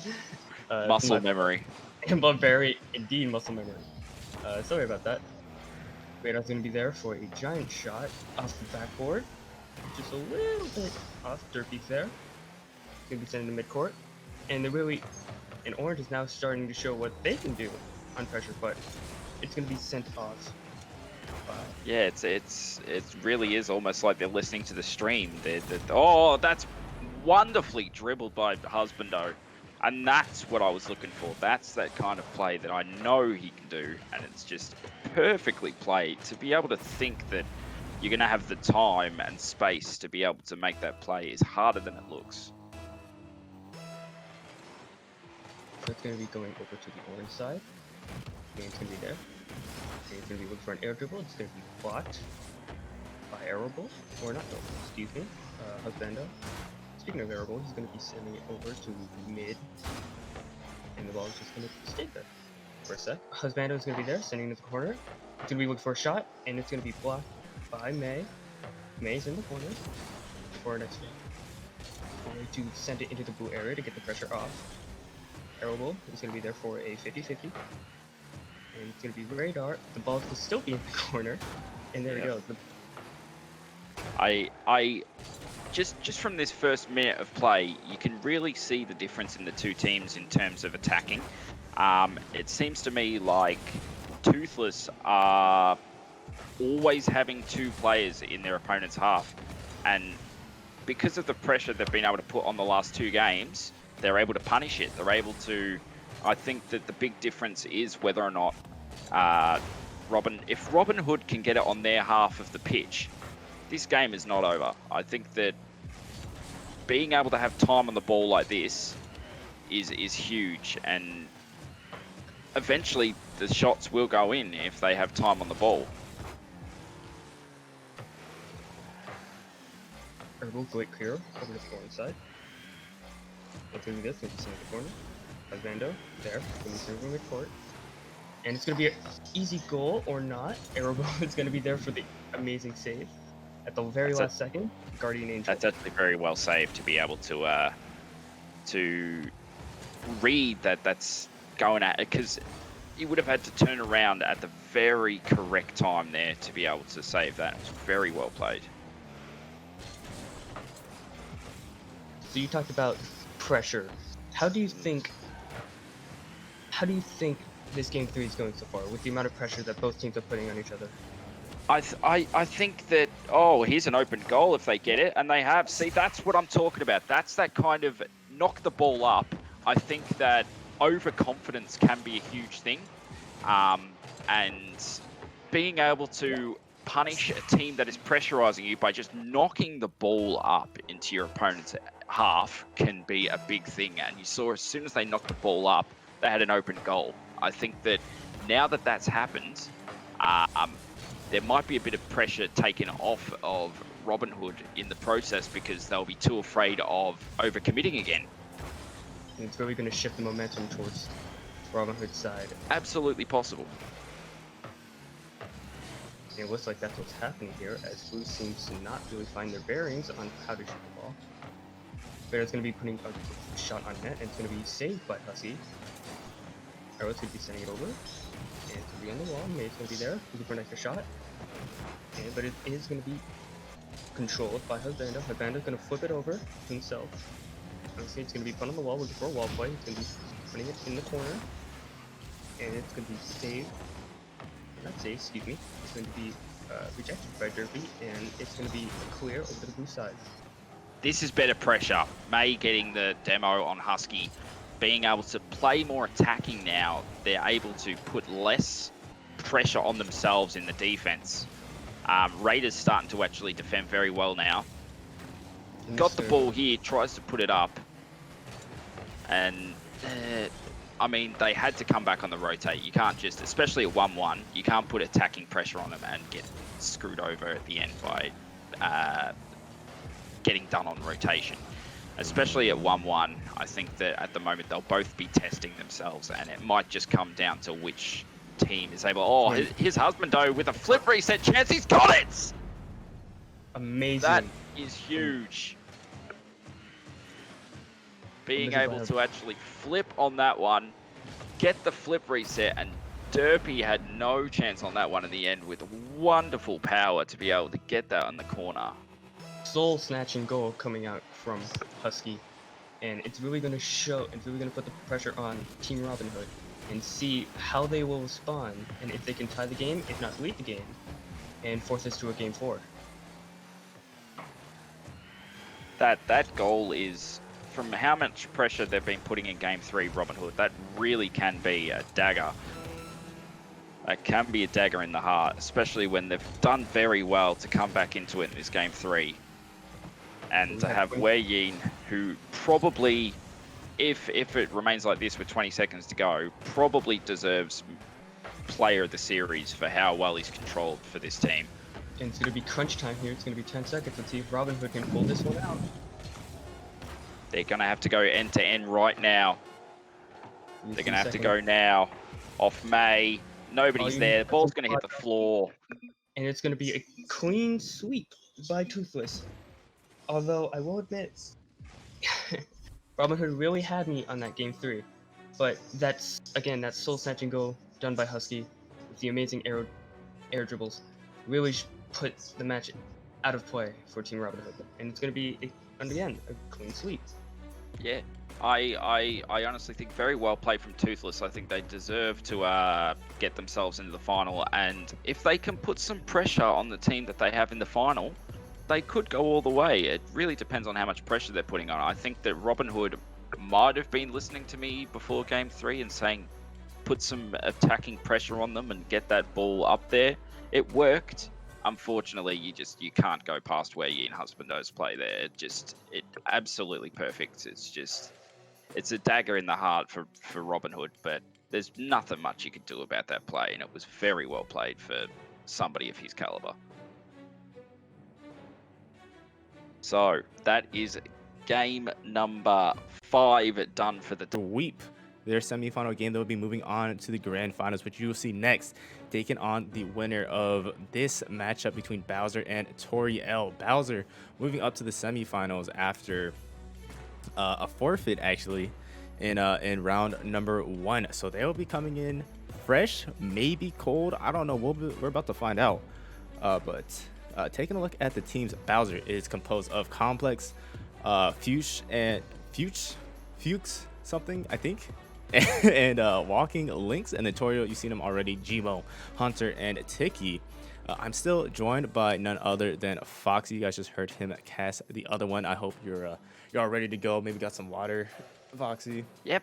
Yeah, I'm still here. I'm enjoying myself. It's 7:45 in the morning at the moment, but I'm still awake. I got my coffee and had an early sleep, so I'm raring to go for what should be a very interesting game, considering that Bowser will come in cold and Toriel, I think, I hate to be very I'm looking for a word here, but they lost to us, so they must be good.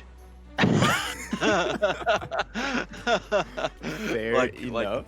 Yeah, it's always when you're the losing team in round 1, and when you see them win the finals, it's like, oh, we had no chance. Yeah, just let them. But Yeah. To be honest with you, the way that they played against my team Spyro was very, very fast, very, very intense. I think that Bowser coming in fresh, it may take him a game to get up to Toriel's level in terms of warmness, but put pressure on him and you never know. I gotta agree. Definitely what you're saying about playing in round 1, especially best of 3 single elimination. It is the absolute gauntlet of trying to get out of that round. So they did get a pass, but they are coming in this cold. Luckily, it is best of 5, so they will. I guess they can say it's a grace period. If they can pick it up pretty quick, they could get a loss in the first game and still make it out. But yeah, I'm very interested to see them play. Complex, having won a tournament before. I think no, it's not 2, just 1. But they played in a couple. I know they also play Rocket League fairly competitively on a regular basis, so I'm excited to see what they're gonna do. But Gmo up for the early shot, is almost gonna get it in the top left corner. Now Hunter almost getting it, and Walking Links now on transition. Let's see what they got going on. Very interesting to start of this match in terms of just kind of weaning each other out, but not a lot of defensive pressure. It's kind of like, it looks like we may have a very open game in terms of goals if it stays like this. It's looking very like they're giving them room to play some Rocket League, and whether or not it'll come back to haunt one of the teams is another question. But this could be a very open game by the looks of how this rotation is starting. Yeah, it's already pretty easy to tell. I'm not sure if it is just they're cold. Oh, Hunter putting the first shot in the back of the net for Toriel. They go up 1-0. But as I was saying, I can't tell if maybe it's they're cold or maybe they are trying to play a little bit more calmer, controlled on this Bowser team. But it looks like they are being a little bit more patient on defense, which I think is what you need to do to take advantage of any super aggressive team. But we'll see if they have the counterattacks and the ability to take advantage of any mistakes to capitalize on that game plan. Yeah, and it really does look like, especially when they played against us, is that I felt as if they played, even though they had a lot of pop-offs and a lot of good attacking plays, they played on the counter, and you could tell that they're looking for that rotational mistake by their opponents, like potentially this one here on Gmo, who gets the double. My goodness. Gmo doing it all himself off of the backboard. Unfortunately, Complex cannot get to the save. Gmo's gonna punish for that. That's really the name of the game right now, is taking advantage of all the mistakes. It really is counter-attacking, and speaking of which, this is a chance as well. It's gone off the side, and Hunter's got it as well. It's very counter-attacking pressure football. That's just, it works, and it works especially in these solo queue kind of tournaments, is that you put pressure on your opponents, and you're gonna get your goals. I enjoy how you just called it football. On its Yeah, own, it is sorry. a real Yeah. sport. No. I like it. I Football. like it. Let's keep it going.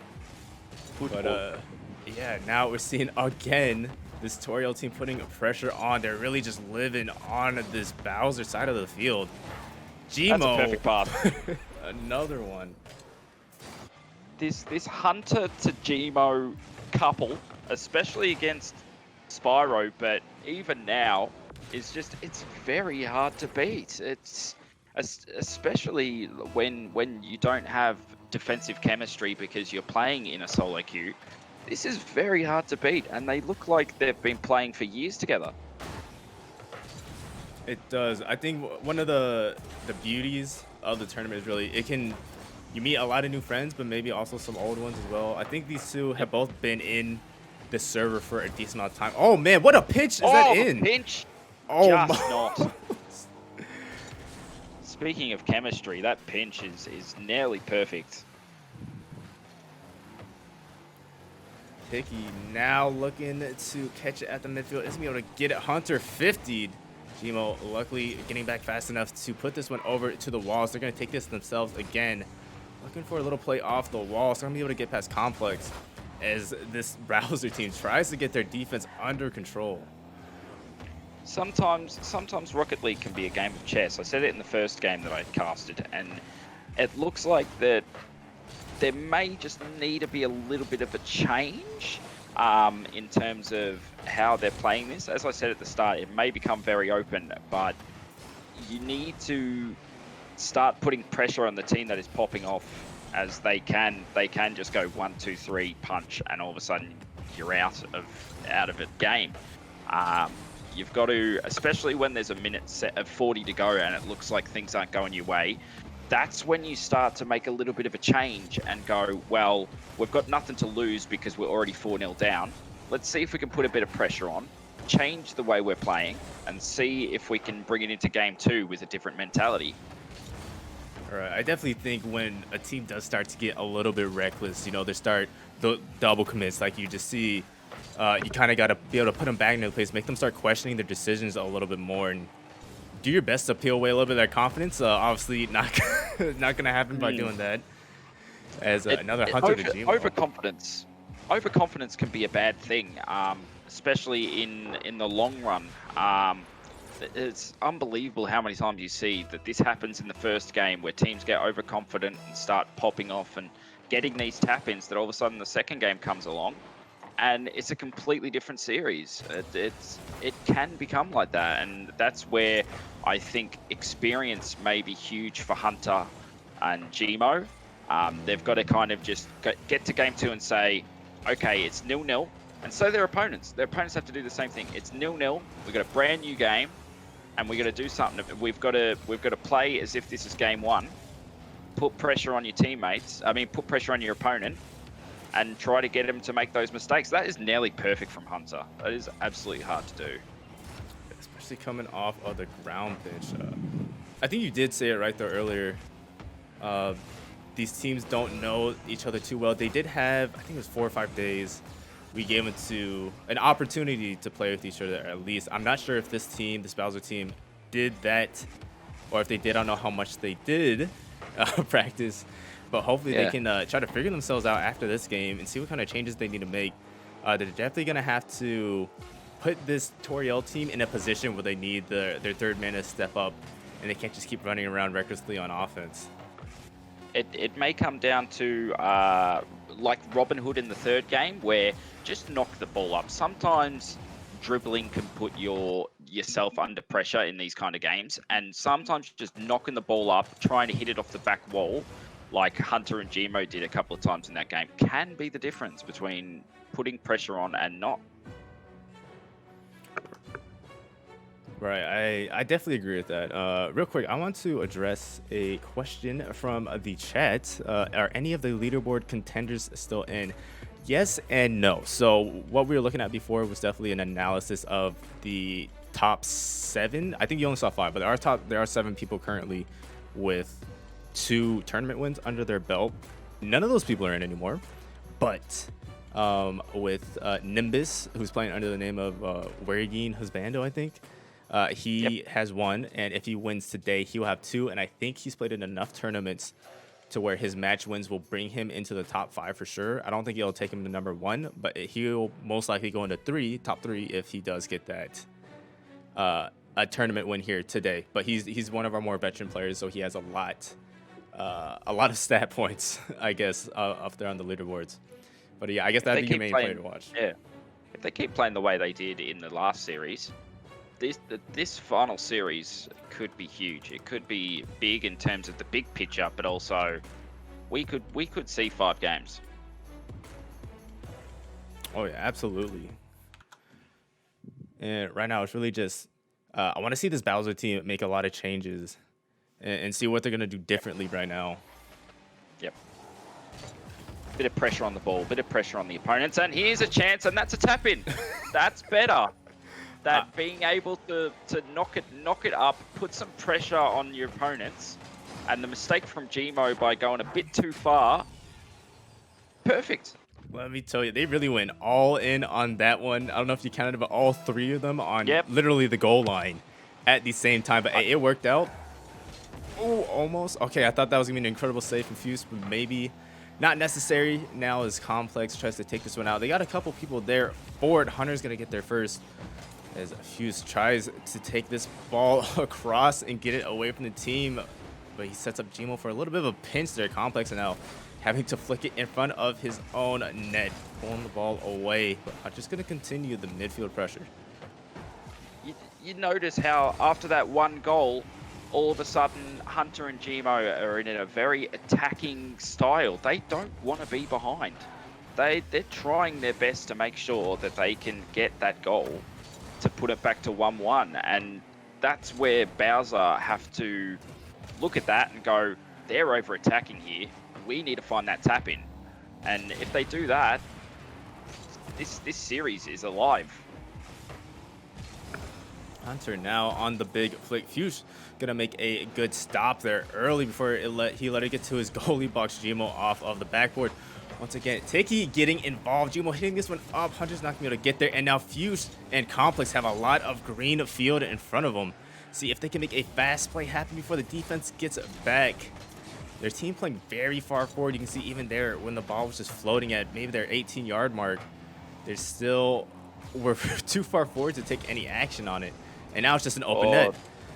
That's the open net. That's the counter-attacking play that Gmo and Hunter have been doing all day, of just being able to just be there at the right time. And Gmo sat there for about 3 seconds knowing that Hunter was going to be able to get that dribble up to him, and it gave enough time, enough speed on the ball to give Walking Lynx just no chance whatsoever. He literally was a Walking Lynx at that stage. This big bang. Thought that one might go crossbar down. But looks like the ball had other options. Fuse now trying to get this one over to the middle. It's not going to pan out for them. Hunter taking it slow. Gets it past 1, but gets tripped up a little bit by Walking Lynx.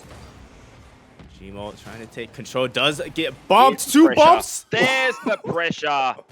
That's the one. That is what I'm talking about in terms of knock the ball up there and force them to make mistakes, and that is perfect. It wasn't even a mistake, it was more just pressure on the player to make sure that he had no chance to do anything with it, and then the rotation's screwed at that stage, and it just allows them to get the tap in, and that's how they have to play this series. Going out and actually creating those opportunities, not waiting for the mistake.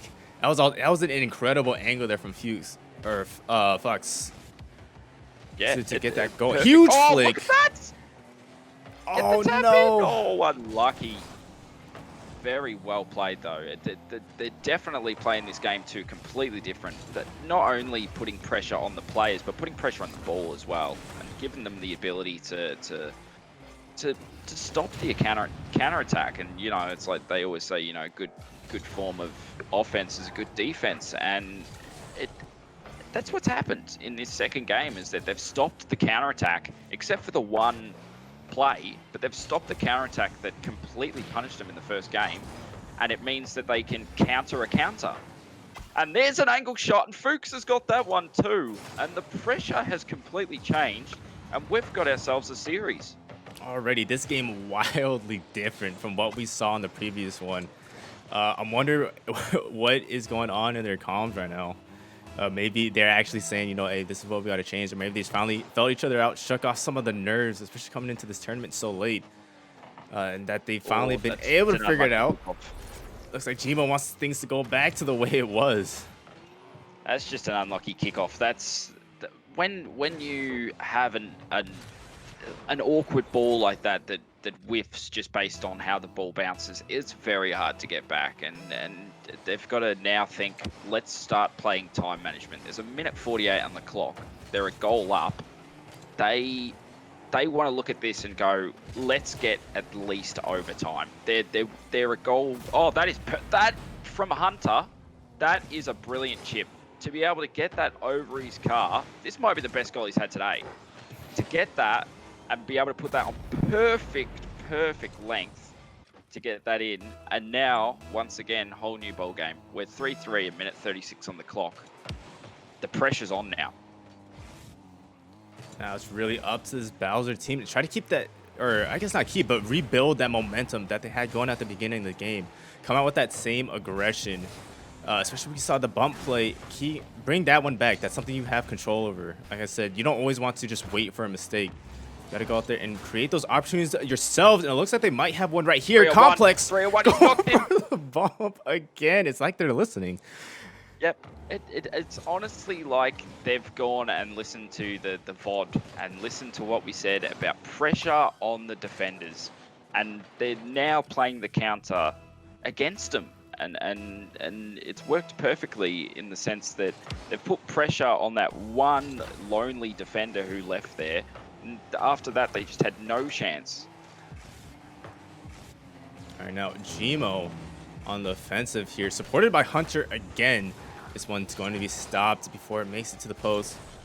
Now, Hunter setting this one down. He's got the double commit, but luckily enough, Bowser is there for another stop. This ball just bouncing into the blue corner back and forth. I think inadvertently cleared there by Hunter with the pull shot. Oh, the pressure on the ball here is in trouble. Oh, that's well played by Lynx. He's probably screamed in his microphone to say he had that one. Pressure's on now. Gmo with a chance and 26 seconds to go, and there's the pressure. That's back the way that they played against Spyro, in the way that they're able to put pressure on the attack, get those tap-ins that make a big difference. I wouldn't call them tap-ins. It's harder than it looks, but the ability to make Hunter unlucky. The ability to make a mistake by your opponent by just getting the ball up there is huge, especially in this series. There now, Tiki with a chance. Gonna get the whip. This shot on net. Dagger in the heart. Hunter has done it again. Absolute clutch play. Shooting across his car, more or less, getting that perfect bounce. And them up 5-4, still a chance. You can see Complex up there on the most aggressive shoot I've ever seen, but it looks like it's not gonna work out as GMO really seals the deal. Torio will go up 2-0 in the series. Wondering if we're gonna see 2 sweeps here in our semifinals. I think the score in that game doesn't give it justice. I think that even though Toriel scored 6 goals, I think defensive-wise from Bowser was 1,000 times better than the first game. I think they're warm now. I think that Fuchs played the game of his life there, especially with 168 ping. It's harder than it looks, especially like I play the same kind of ping. It is harder than it looks. He popped off. But that Gmo Hunter couple, again, just being able to pass it to each other, and Tiki with a couple of big bangs up there that created counterattacks makes a huge difference to the pressure. And as soon as Toriel scored one, they just go boom, boom, boom, you're gone. I'd agree. They definitely did bring up a lot better defense. I was more impressed with their offense on the Bowser side, and I think now, they got one. They brought their offense back, and now I think if they really get that defense going, because last game ended up being more of a war of attrition as it went on. I think things defensively started to fall apart for both teams. So I'm interested to see how both teams clean up their game in this one. I think now the pressure is off Bowser. I think that they know that it's their game to win, and they can come back, and if they can get a game off them here, this series isn't over. And especially the way they played that second game. Oh, that's perfect. That is perfect. Once again, this Hunter to Gmo couple. This is about the 12th goal this tournament, where Hunter has assisted it for Gmo, and Gmo's been at the perfect place to know where Hunter's going to be able to pass it. It's beautiful. Really is that positioning, playing fairly close to each other as well. So now you need to find a way to break that chemistry. Okay, well. Hunter to Gmo couple. It's happened again. This one I think was more based on pressure, and I think that once that first goal's gone in, they've gone, oh no, here's Hunter again, and kind of had double committed because of it. And oh no, good save. Complex trying to take control of this. I think a little bit of boost. Hunter somehow winning that 50 very decisively, even though he came up with almost no speed. Now Fuchs trying to get something going. This ball just going to roll it to the side. Not sure they needed to clear it like that specifically. Ball's going to bounce off of the crossbar. And going to roll in, kind of. Tiki gets the easiest goal of his life.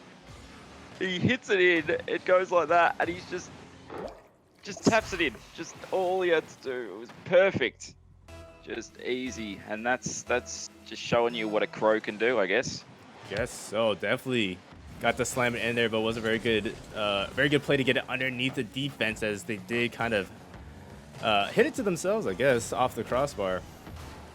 Once again, Hunter now up looking for that near post. Isn't gonna be able to find it. Lynx taking it slow. What a 50 machine! Oh, yes. that's a 50, 50, 50, 50. He's gotten this one here, and then he's gone again.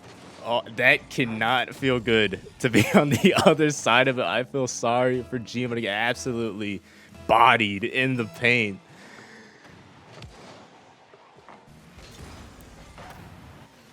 Lynx has hit it up.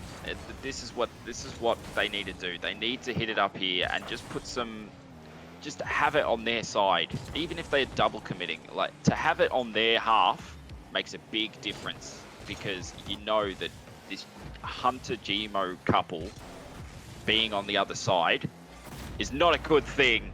And once again, it's too much pressure on the ball and the side of the pitch that they're on. It makes a big difference. And when you've got about 65% of the time being on the defensive side, you not crumble, but just put yourself under pressure that way. And just being able to no. That's Hunter to Gmo again.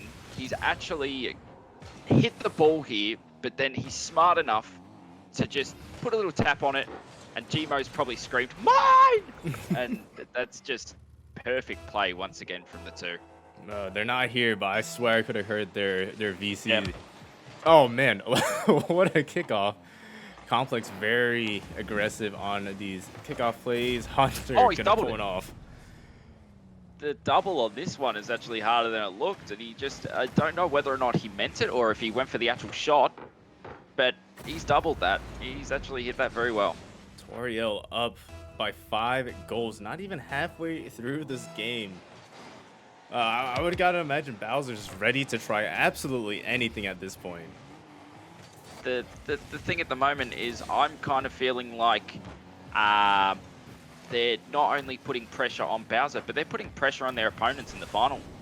I honestly think that they're trying to... Oh, that was a mistake from Hunter. The problem there is that, once again, overconfidence comes into play. The bounce is an awkward one for him, but because he's too far up the pitch from overconfidence and scoring 6 goals, they want more. You can tell that this Toriel team want more. I'm not super sure what Complex's goal is with having such a cheat on the kickoff to where you're pretty much just going for the ball, unless they want to outright just completely obliterate the kickoff. Kill the ball. It's very risky, but when the score is 6-2, you'll try anything. Oh, that's an awkward one. Fuchs will get there, but you'll try anything. I guess so. Definitely off middle, a bit unorthodox, but I'm excited to see it work. I'm sure it'll be amazing when it does. It's a very OCE style of cheating. The Australians do that a lot. We kind of just go. I don't want to say the balls fake. deep, but the fake there was perfect. But just the ability to not only fake, but Gmo knew. Gmo. Oh, that! Oh my God! Like this Gmo to Hunter, Hunter to Gmo. That is perfect. Like, nah, he couldn't have shot that any better if he tried. That's RLCS stuff right there. The ability to hit that in the corner in the perfect spot where nobody's saving that. There's absolutely no chance in a million years that anybody's even getting close to that.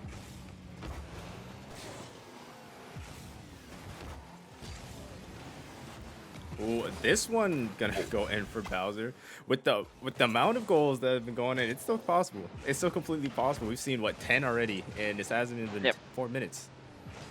Yep, that's where this overconfidence can come to bite you in the butt. They need to say now. Toriel need to say, we just need to calm down now. We're 4 goals up. We just need to go back, just reset, pretend it's 0-0, and just go back, reset themselves, and time management will get them in the end. Oh, right now, probably a bit of too much of an overcommitment, but Gmo's gonna get there, although he pays for it with his life. Hunter now looking for something across the middle. Complex to be able to get this one away, but Gmo's gonna be there to stop it. Over to Hunter, stopped by Lynx. As this Bowser team just tries to get the ball out of their half. I don't know if you saw it there, but before that ball was even hit from Gmo, Hunter turned around. The amount of confidence that he has in his teammate now to know that he's going to put it in the correct spot is enough now to I would really be scared if I was my opponents in the final. This is going to be quite a final in terms of you've got pressure. You've got defensive pressure versus attacking pressure, and it's like it may just come down to which team shows up. I would definitely say that this Toriel team, they looked good when they played you, but they're looking even stronger now. Yep.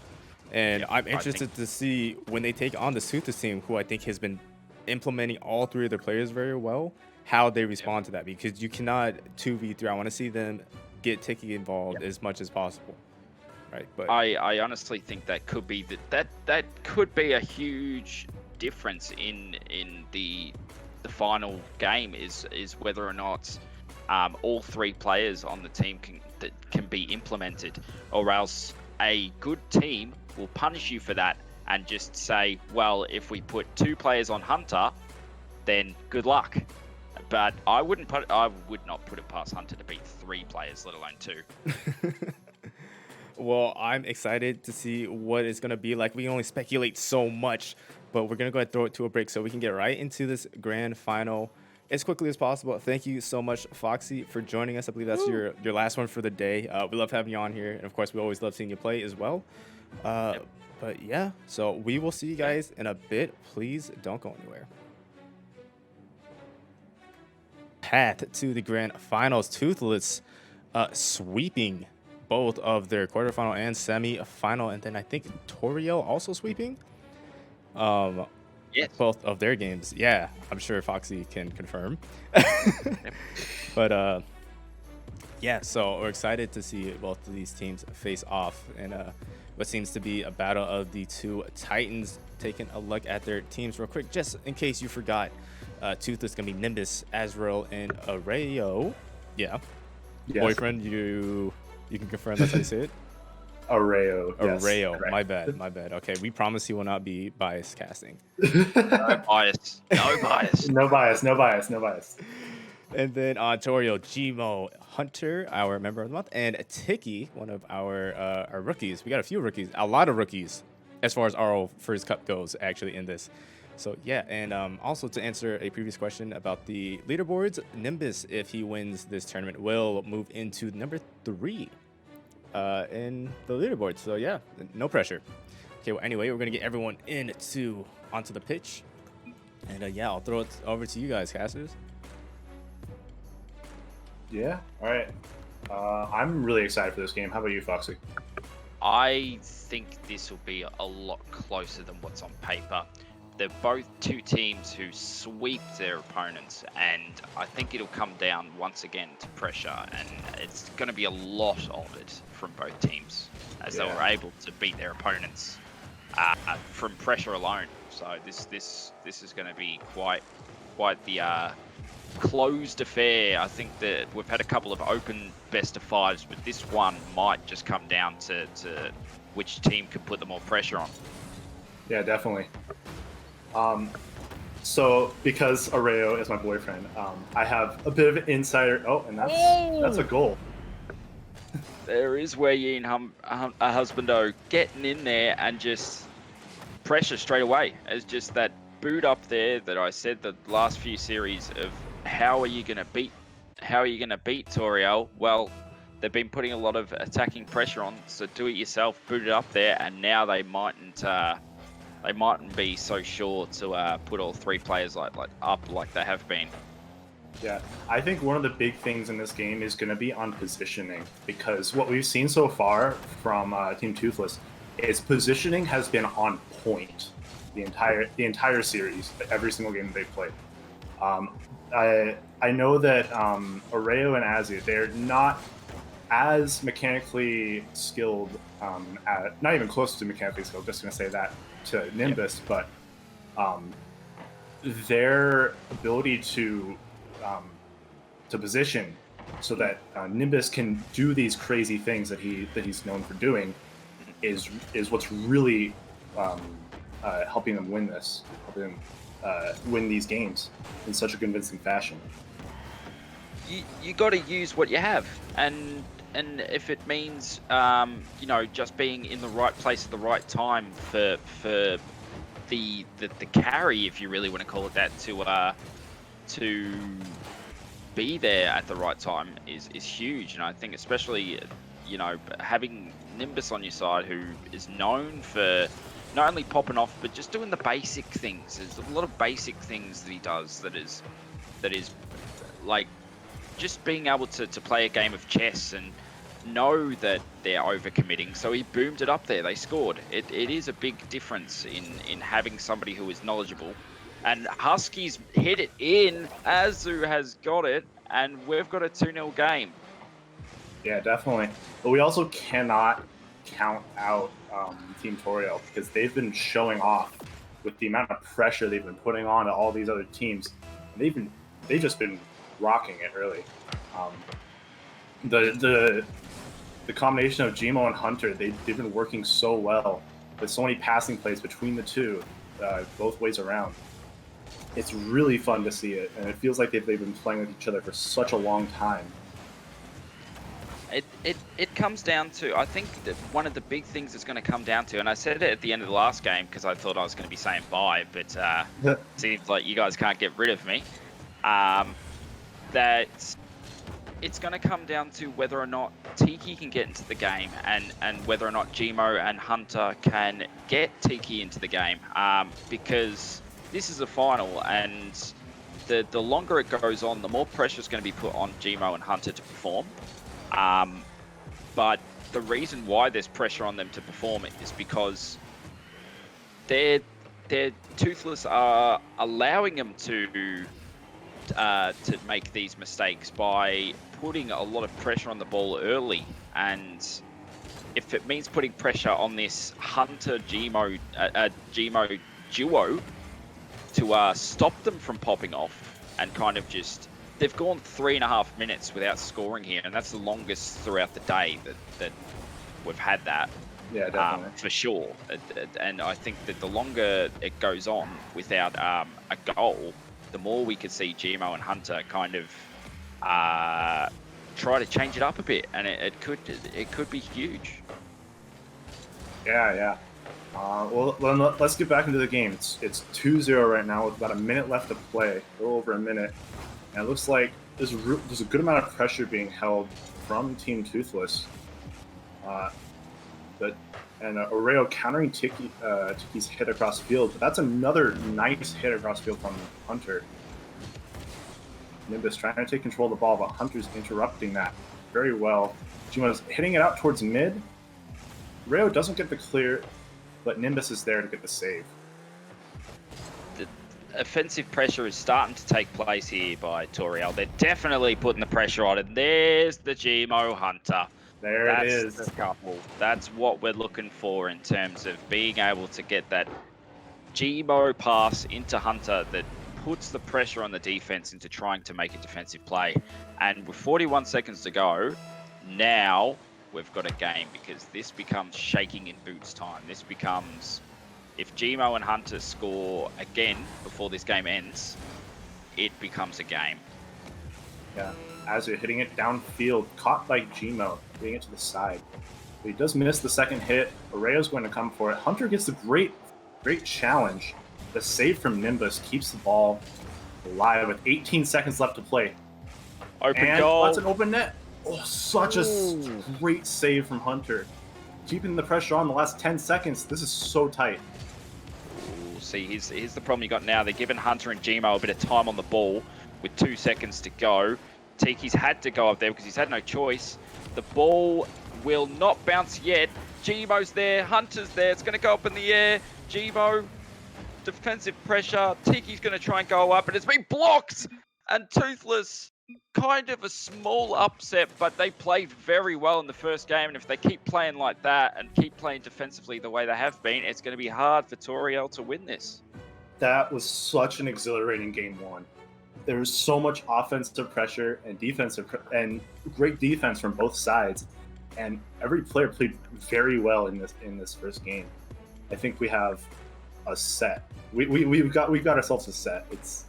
This is a good one. It's down to, can Toriel get their attacking pressure going in time to give themselves a chance to get back into the series. It's really going to come down to, can the Hunter Gmo 1-2 punch that was happening in the semi-finals come alive in time for them to get back into this series?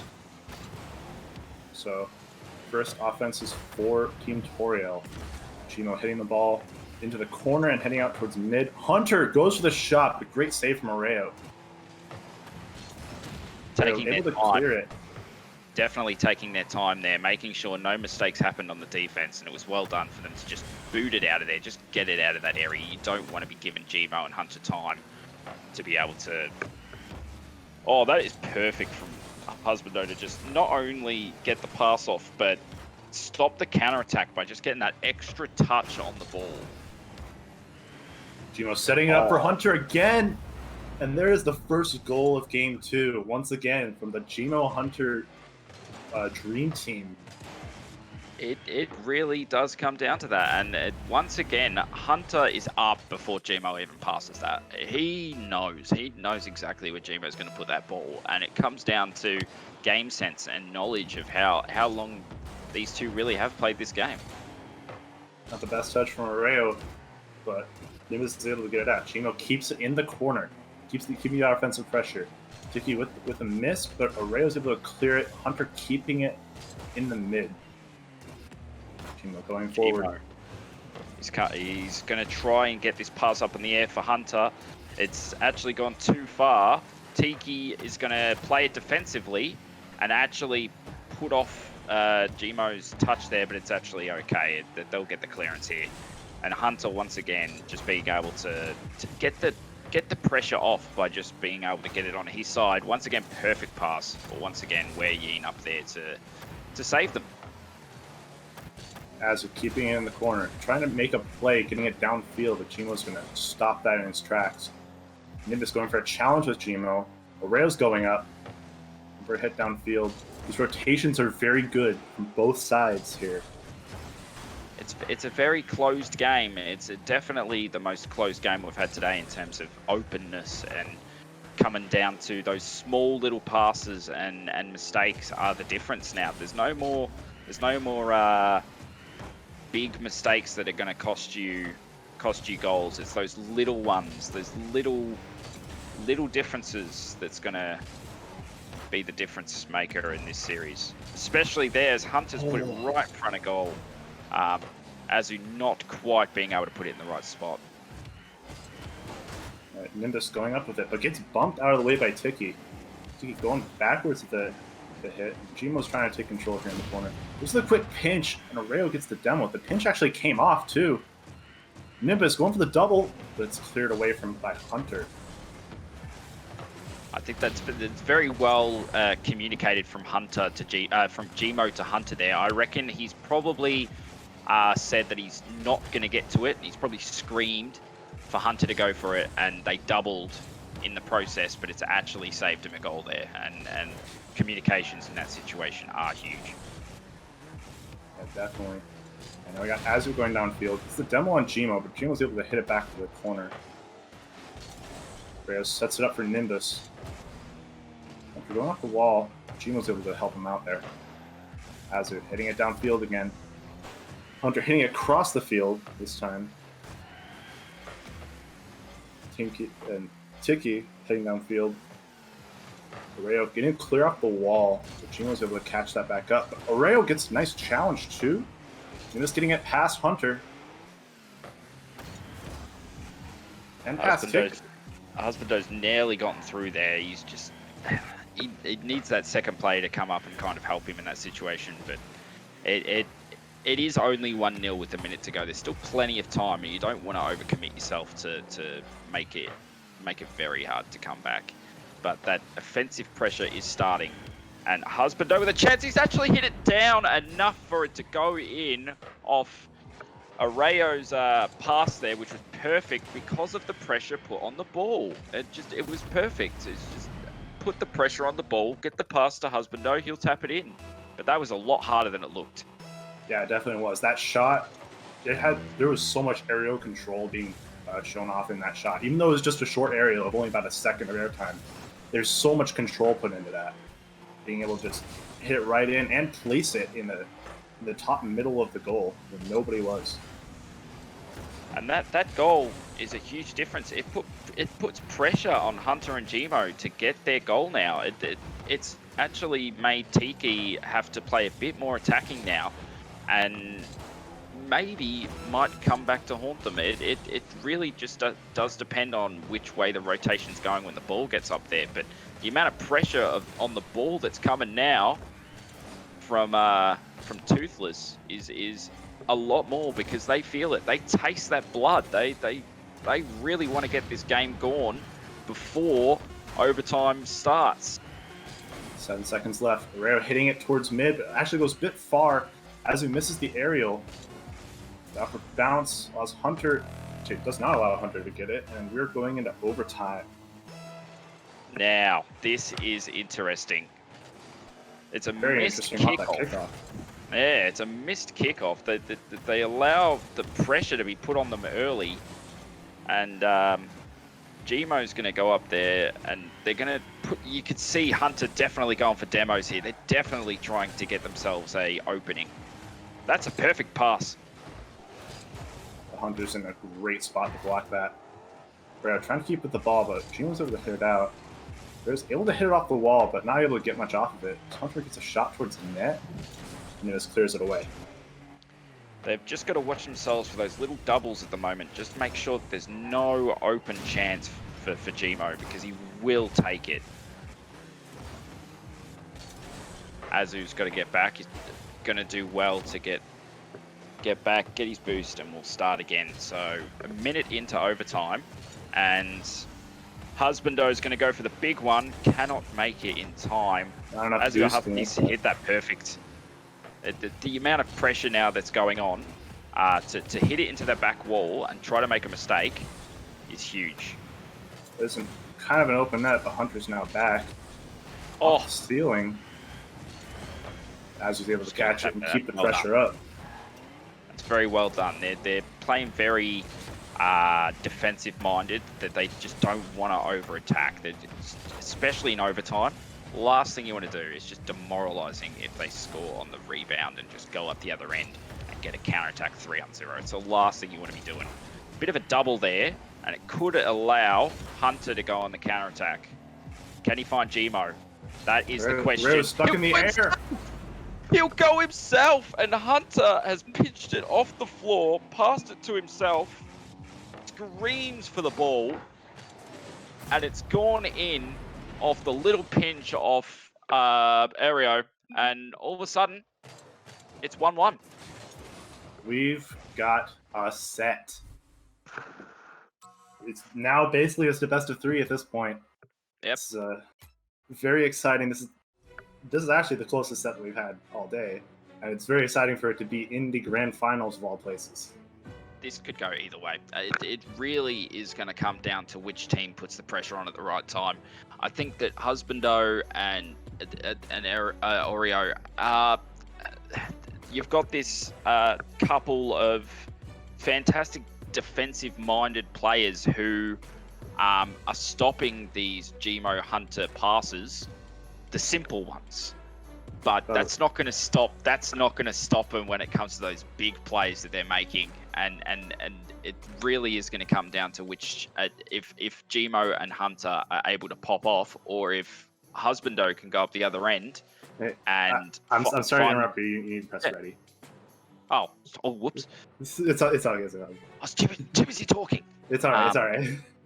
But yeah, it really is going to come down to which team pops off, and that's always a good final. Yeah, I am so excited to see how this entire set is going to end up. Going to game 3 now between these two teams who have been so dominant in these last sets. Kickoff going in favor of Toothless. Maybe an early shot saved by Gmo. Very early shot by Nimbus. Hunter comes up into the corner, tries to get it to Gmo, but that's once again it's like they're Toothless are playing now to stop these passes. I think they're, instead of playing the player who's on the ball, they're playing the player who is going to get the ball, and playing kind of a chess way of thinking, and it is working defensive wise. Hunter's got it past a few. Azu's putting a stop to it. Gmo hitting it towards mid. Could have been scary if Hunter was in the area for it.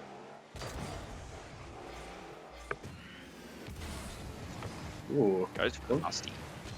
A little musty. A little bit of a musty. It was just a little side flick in the end, trying to get Aereo into it. Hunter getting it past Areo. Nimbus going up for it. Is able to clear it out with the 50 in the air. Tiki missing the ball though. Pressure on the ball. And that's an open net. And there it is. Great Once shot again, from Nimbus. pressure on the ball. A great shot from Nimbus, and realizing that the net was completely wide open and hitting it to the complete opposite side of where anybody else was. It's great game sense in that shot, specifically. I think that the pressure on the ball in this third game to start us off is way different to the other two games. I think it's gone from being pressure on the ball to being pressure on the players and making them make the mistake instead of trying to make the ball make the mistake in terms of maybe getting a lucky bounce or something like that. Instead, they're putting the pressure on the players to perform. Now we got Nimbus hitting it towards mid. Not going to get anything of it. Almost get something of it, actually. Rail coming in out of nowhere. Gino clearing it downfield. Nimbus able to keep it on their side of the field, though. It's a demo on one. And now it's just a one-on-one in the blue side. Very good clearance from Husky. Because or else A very awkward situation. Rail was able to come in and clear it out, though. Oreo going through, blowing up Tiki. And still going. Tiki still gets there in the end. Husbando hits it up into the air. Oreo might get to this. That's very well saved by Gmo. And Hunter goes for the bang and gets it! Whether or not it was going in or not is another question, but it's gone off the defender. It's gone off Husky, who's tried to turn around at the time, and... Yeah, that was going in. That was going in. It was going in. 1-1. Technically an own goal, but not really. Yeah, I think that you had no choice but to go for it there and hope for the best. But pressure on the ball now is huge with 2:30 to go. Next goal is massive in this series. Has to do with a crucial miss. Rayo's coming in to help him out. Chimo with a great counter. This could be a shot. Oh, Tiki. Oh, that's perfect from Tiki. Tiki into the game now. And that's the difference, as I said. Can they get Tiki to do something? And that there is huge. Tiki makes a great pancake play. That was really solid.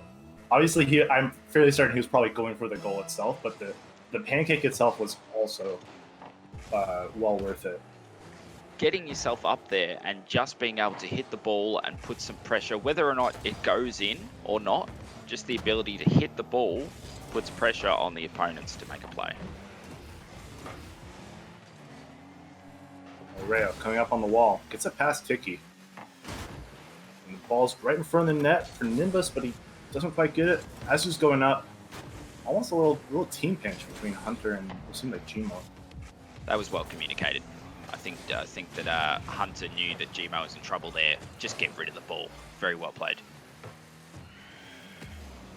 Clear from Gmo. Nimbus going in for the double tap. Oh! Almost gets it off of the drop down from the ceiling. The fake. This could work if there's a player there. Where Yin's going to go up there, try to freestyle it in. That's not to Azu. Wouldn't get there. Now Gmo's going to take control here. Nimbus goes for the hit. Hunter gets there across the field. That's a big demo from Gmo. Passes up mid to Gmo, and there it is again. You can see it from a mile away.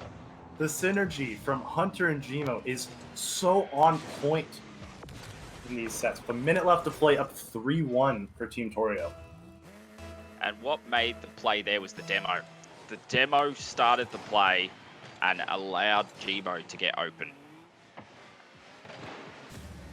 As we're going up, Hunter able to counter it back though. Rayo is able to hit out to the corner to keep it safe. They're hitting out to the corner. Tiki trying to take control. Nimbus able to clear it out to the other corner.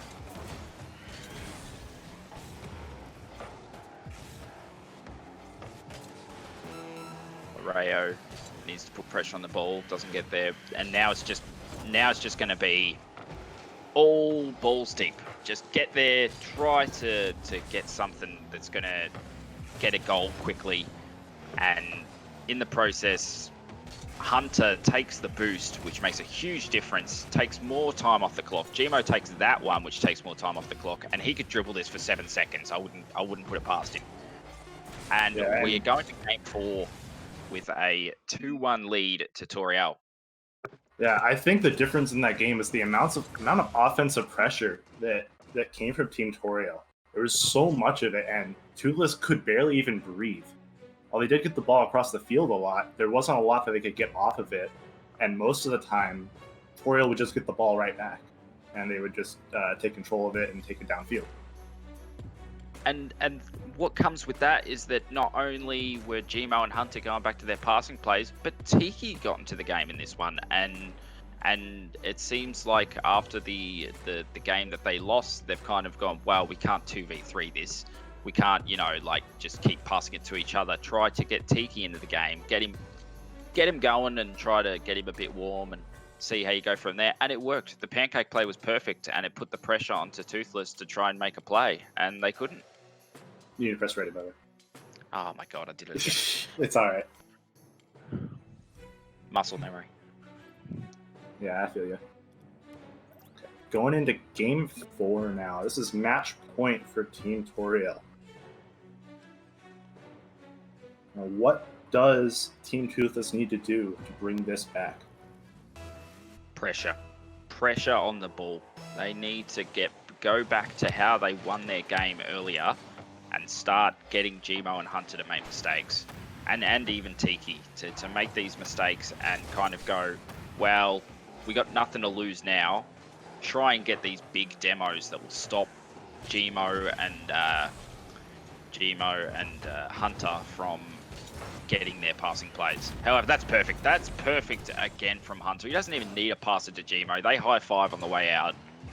They know they're very close to winning themselves an RLFurs. That was a banger of a shot. Right in the top left corner, just over the defender. Worked so well for them. Now it's up 1, only 20 seconds into the game. That's huge. It absolutely changes the perspective of how they're playing. And even now, especially this game 4, will become about time management and trying to get rid of their nerves that they will currently have by trying to get rid of as much of the clock as they can. Gmo goes for the air dribble. Min is able to clear that out. He's still taking control of it. It's over 1. Hunter's able to counter back. Azur's countering right back as well. Now this is the pressure that they need. They need to make something of it. Doesn't seem like they are. Hunter's able to take control and go for an air dribble now. Getting all the way downfield. I think at the end of the day, then the pressure is good from Toothless. However, I think Husbando has to be at the end of the play and not at the start. Yes. I feel as if. Oh, here's a chance. Azu Husky, very well saved by Gmo, and Oreo is there, and we're 1-1. Yeah, there we go. That's what they needed. It was a bit of an awkward play with multiple blocks, but in the end, comes out with a goal. That's all that really matters. That's the pressure. That's putting mistakes on your opponent by getting every player up there when they can sense a chance.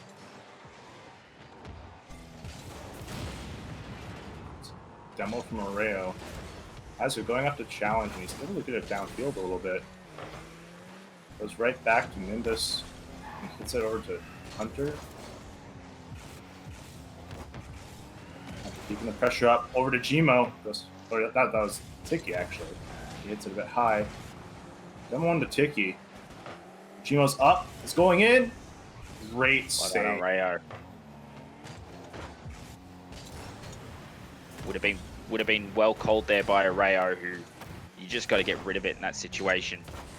I think that they're playing better now that they're putting Wei Yin at the start of at the end of a play. Oh, that's perfect. Areo has done it again. And forget what I said about Wei Yin needing to be at the end of the play. Start of this one, and Areo does it perfectly. It's just absolutely nothing wrong with that at all. 2-1, we've got ourselves a series. Yeah, this one's really good. This could bring us to a game 5 if Team Toriel does not have an answer to this. Gmo with a nice save. Oreo tries to get it through, and here is Wei Yin Husband. No! 3-1. Yeah, that was just that was much better pressure. There's a double commit from Hunter and Gmo. And great on Nindas for noticing that and going in on the offensive to make the goal. And the pressure that all of a sudden, because now there's pressure on the ball, they're double committing. Hunter and Gmo are double committing, and they haven't done this all day. Yeah. And now, what do they do here then? What do they need to do to get back in the They game? need to calm down. I think that Hunter and Gmo need to kind of just take 30 seconds off the clock, go back to reset, go back to what they know they can do, and just pretend that it's 0-0. But once again, a mistake. And Husbando, once again, from pressure. Look at that. That's perfect, by the way. That was a great individual play. Dropping from the ceiling and getting the flip to get the block onto, I think, Gmo's hit to clear it out. That block right there just completely set that goal into motion. Because Gmo and Hunter are predicting plays, when something like that happens and they make a perfect individual play, they're not back to come and help Tiki. And it's making the difference in this fourth game. Absolutely. Hunter going on the offensive, going for the double, doesn't get it. Ooh. That's the first major mistake he's made today, I'd say. Yeah. Azu getting the good pressure on the Hunter and keeping on that side of the field. That's really what they really need to do now. Is pressure. They can't get it out of their half. All of a sudden, this series has changed completely. Hunter and Gmo cannot get it out of their half. And stays like this, minute on the clock, all of a sudden, I'd be about 50-50 as to who's going to win this now. I cannot pick it. Yeah, but I feel like that this game 4 really gives a bit of an advantage to Team Toothless. Yep. Because they're starting to get in their heads a bit. Like, this is a pretty big win. Each goal that they get now will definitely have an impact on the attitude of Team Toriel. So the more that they can do, that's probably a good boost to morale right there. Mm-hmm. But not only that, but all of a sudden, this series, this game isn't over. Get it on the kickoff, and all of a sudden you're 4-3, and the pressure will be on. Exactly. This kickoff's very important, and it does go in their favor. But Rayo's able to clear it out, and Gmo's gonna pass it down and try and find Hunter quickly. Cannot. They clear it, and we're going to a game 5. Definitely going to a game 5 here. Yeah. Oh. First game 5 of the day, and the only game 5 of the day. This is going to be so exciting. RLFurs Cup 13 going to a game 5. One of not many game 5s we've had in finals of RLFurs Cup, but this, I feel, out of all 13, is the most even we've seen. This really will go either way.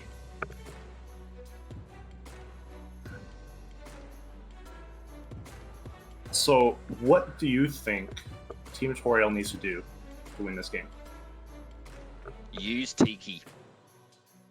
I agree with that. Use Tiki as a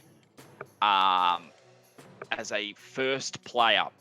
So, if Tiki can if you put Tiki up front on a defensive perspective, if you put Tiki up front instead of having him at the back, you can use him not only as a beginner for a counter-attack, but if, say, he makes a mistake, then Gmo and Hunter are back to save him in that perspective.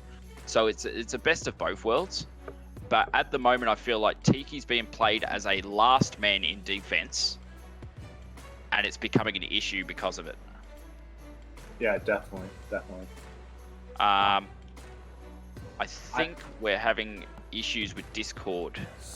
Oh yeah. So, if Oh. I could butt in real quick. It looks like Yep. someone on Toriel has to do something for 10 minutes, so I think we're going to take a quick break, unfortunately.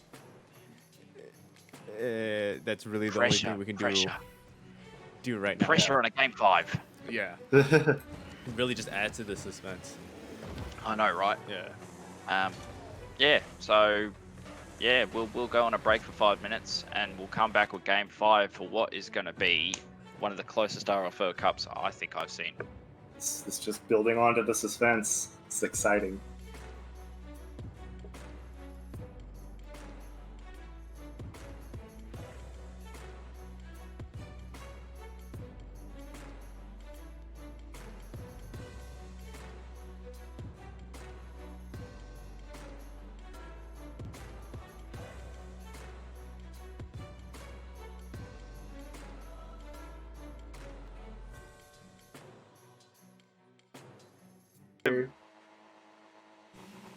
And the big challenge now is, now that teams have cooled down and it will take a minute for them to warm back up, don't do anything silly for the first minute. Just play it simple, wait your turn, get that goal that's important to put yourself 1-0 up in this game 5. Yeah, kind of just ignore everything that we said about game 5 from game 4, because none of it exactly applies. It's been about 10 minutes or more.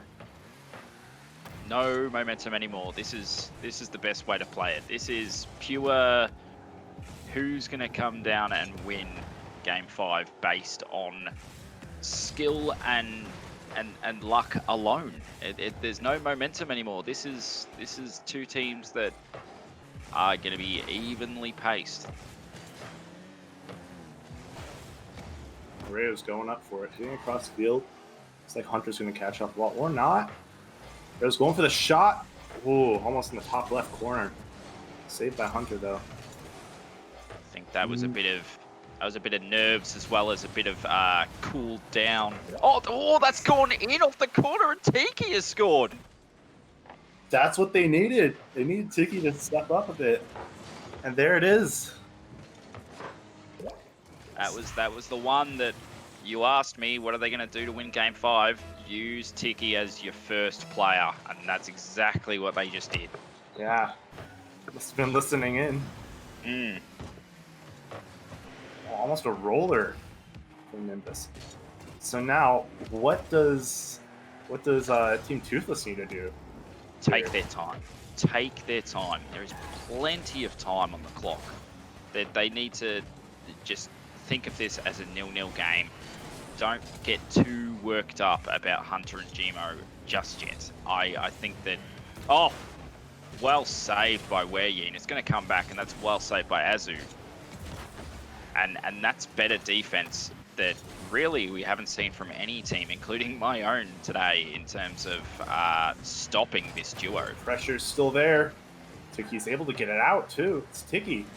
He's doing work now.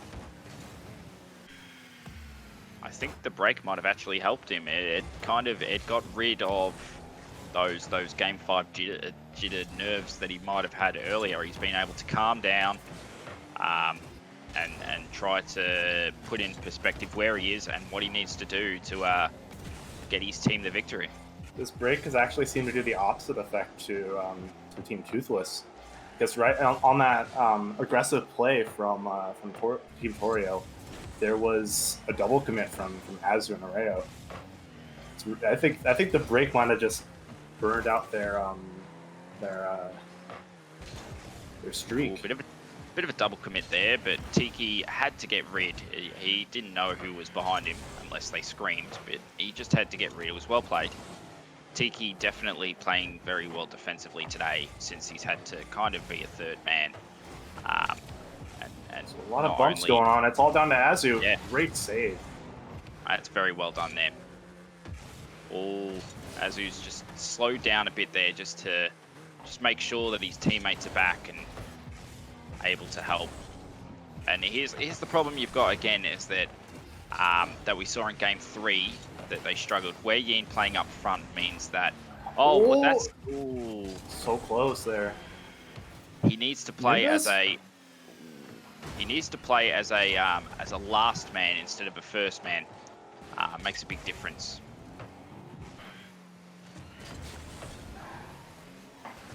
That's well Good done from job. Azu just to get rid. Yeah. Both Good missing pressure there. Now, Hunter's turning it around and keeping the pressure in the corner. There's already only a minute left in the game. They've done very well time management wise. They're trying to kill the game, and it is the smartest way to do it. Because here's a chance, and that could be the winner. Gmo, once again, the Hunter to Gmo couple that has been absolutely dominating this tournament might have just won him RLFurs 13. What an amazing pinch off the corner from Hunter. Such a great shot too from Gmo, able to read the bounce off the wall with that right in the goal. But the difference in this game, it is Tiki defending. And as soon as I say that, there's commentator curse, but the pressure on the ball makes a big difference. It's being blocked by Wei Yin. The dunk we've got a game. from Nimbus. Oh, these 38 seconds are going to be so tight. He had to go for that. If he did not get the ball there, they were up the other end. It was 3-0. We've got a big kickoff right here. They win the kickoff. You win the kickoff. Got And it. now it's in possession of Tiki. They got to put pressure on Tiki, and they have. They've put pressure on him. Hunter's had to come back. They're going to have to get a 50-50 go their way somewhere. Double commit.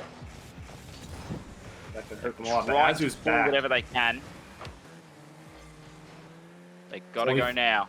15 seconds left in the game. Fake to give Wei Yin the ball. This would be massive. It's going to go up into the air. Double Azu Husky commit. tries to knock it down. No. Doesn't get it. Wei Yin goes the rest to the corner. Hunter's going to They're try and just knock gonna- it to the ground. gonna try to It's kill up it. in the air. Up in the air. And it's game over. That's the game. The ball bounces. And Torio Oh. will win Fur Cups 13 by the smallest of margins. Oh my goodness. That was such a close game 5. That was so exciting to watch. Both teams played out of their minds. I think in the last game, Tiki really brought it out with that first goal and then the great defense that he's been playing. I think that Hunter there at the end is just trying to kill the ball. And there was still a second on the clock, and he's done it that small bit early. It's bounced off the wall, and he's given his opponents the chance. And there's just not enough boost at that time of the game to be able to lift the ball up. It's unfortunate, but at the end of the day, the better team probably won the tournament. But it was just one of the best series that I've seen at RLFurs. Oh, definitely. It is probably the best series I've seen RLFurs, considering I've only seen about 2 tournaments here. Very, very, very glad to be a part of that one. It was an absolute thrill to go through this very long ride with you, Mr. Argo. Yeah. Thanks. This has been so much fun to cast. A great time. And with that, we're going to go ahead and wrap up the day. Argo, Foxy, and of course, all the other casters who joined us at some point today. Thank you so much. To everyone in the chat who hung out with us, especially through some of our more extended breaks. Thank you as well. Congratulations to Gmo, Tiki, and Hunter. That's all 3 of their first tournament wins. Also, I think Gmo's first wins at all in the tournament, and he ends up with the big dub. But yeah, congratulations to everyone on the behalf of myself, all of the admins, and the whole server. Thank you so much, everyone, for joining us. And yeah, I've been Soren, and we'll see you guys next time.